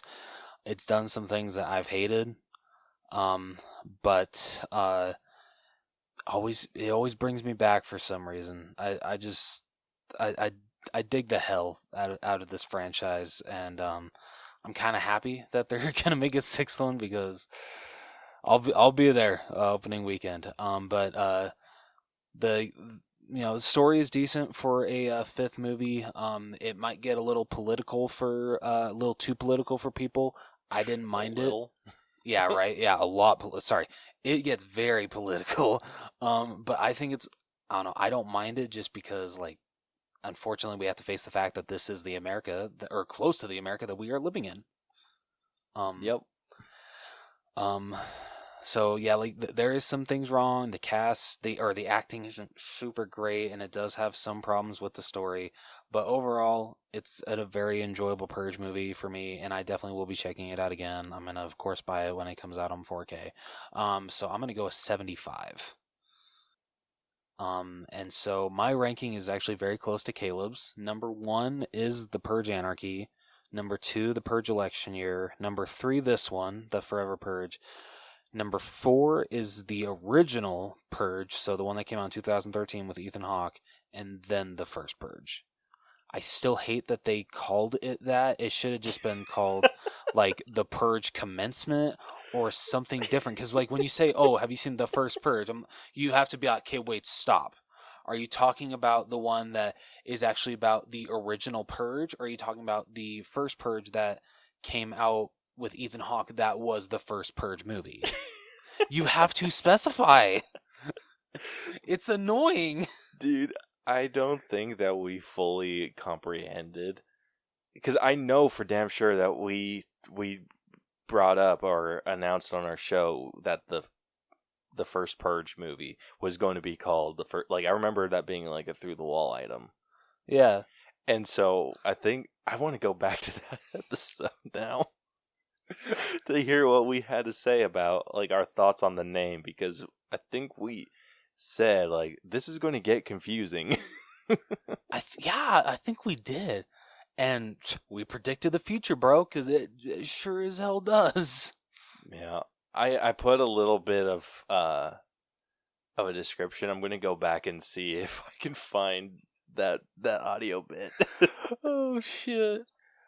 Oh man! That'd be super fun. Yeah. Anyway, all right. So that brings our personal grade to a 71.5, which concludes this week's breakdown. So the final Allbros letter grade for the Forever Purge has come to a C. Okay. Not bad. Yeah, not bad at all. I'm very pleased with that. Yeah, I am too. So let's see where it ranks. All right, so this is sitting. Actually, this is. Whoop, hold on. Need to put it in order. All right, when it comes to C movies, it is ranking number 12 of 13. Okay. Yeah, So so what's the behind Forever Purge is sitting at a 73.3%. Not bad. Yeah, I don't think that's bad at all. So the only movie below this in the C category, so this is only C movies that I'm about to list. It's above Space Jam: A New Legacy, which is sitting at a 73.1. I mean, I don't know how you feel, but I did enjoy this movie more than Space Jam. I did too. But it does put it below The Last Jedi at 74.2. Puts it below Fantasy Island at 74.3. Oh yeah, dude, I'm sorry, I disagree with that entirely. What? I'm sorry, dude. The more I think about that movie, the more I hate it. All right. Let's see. It puts it below Unfriended, which is at 74.5. Okay, I can get that. Puts it below Scoob at 74.8. You know, I was thinking the other day, I really need to watch that again because I've only ever seen it once. Yeah? Yeah, I don't know. Maybe give it at least one more watch. Yeah, I'll probably rewatch it too. Like, just something fun to put on for Iris. There you go. That I still doesn't need to make send me you the want code to. for that. Yeah, that doesn't make me want to shoot myself. Jeez. Dude, Damn. Watch Cocomelon a couple times. You'll freaking want to blow your brains out too. No, I bet. I've seen enough TikToks with that shit. I can understand. Yeah, and then the last one that I'm going to bring up puts it below Surf's Up, which was sitting at a 74.9. Okay. That's not bad. Yeah, so pretty close margins for this, Yeah, but it is no definitely kidding. on the lower end of our C movies. Which, I mean, I feel for the most part that is kind of where most Purge films belong. Yeah, I absolutely agree with that. So anyway, yeah. So that concludes this week's breakdown. Forgot my words there for a second. If you like this episode, want to hear more of our content, be sure to follow and subscribe to us wherever you listen to podcasts. Like, I'm reading this. How am I freaking messing this up? Dude, what the hell? We are on Apple Podcasts, Google Podcasts, Stitcher, iHeartRadio, RadioPublic, Radio.com, Spotify, and more. You can also catch all of our episodes on YouTube, as well as some bonus videos that we will maybe make one day. Follow us on social media. We're on Facebook, facebook.com/theallbros. Twitter and Instagram, our handle is @theallbros. Where you can hit us up if you have an episode idea, if you want to answer our question of the week, or if you want to join us for an episode. We would love to have anyone on. And if we do get an episode idea, we will make that top priority. Like, usually always. Yeah, we will. Yep. I think the only time, like, there's always going to be, I think, at least now, I think there's always going to be at least one movie that will be like, okay, we'll put it off until the next one. And I think with this month, it's going to be Suicide Squad. I think so. If you can come up with one after Suicide Squad, before Suicide Squad, as long as it doesn't interfere with Suicide Squad, like, we'll freaking make yours top priority. Yes. But you can also email us at theallbroschannel@gmail.com. Check out our website, tinyurl.com/theallbros, where you can find links to everything that we do. And I'm still working on updating the website. It's kind of being a pain in the ass, but we're getting there. Of course it is. Yeah, we're getting there. But yeah. So links to everything will be in the description. We would love to hear from you guys. So please hit us up. Next week we will be breaking down The Hitman's Wife's Bodyguard. Say that 5 times fast. Yeah, it's a toughie. So you guys can look forward to that next week. And until then, this has been the All Bros Podcast. I'm Caleb. And I am the one that did not mess up the most this episode. I want to just point that out. You know what? Forget you. I'm Jonathan. Asshole. And we'll catch you guys next week. Deuces. So long. So, quick revision. We will not be breaking down The Hitman's Wife's Bodyguard next week. We will be breaking it down The Suicide Squad. You can blame Vic because he threw off my schedule. Just freaking throwing shade at Vic, just right under the bus. Yep, straight under the bus. Long live the king, straight under the bus. Not. He's not like, oh, I'm sorry, little one, under the bus. No, it's long live the king under the bus. That's the level of remorse I have. So Yep. You guys can look forward to Suicide Squad next week.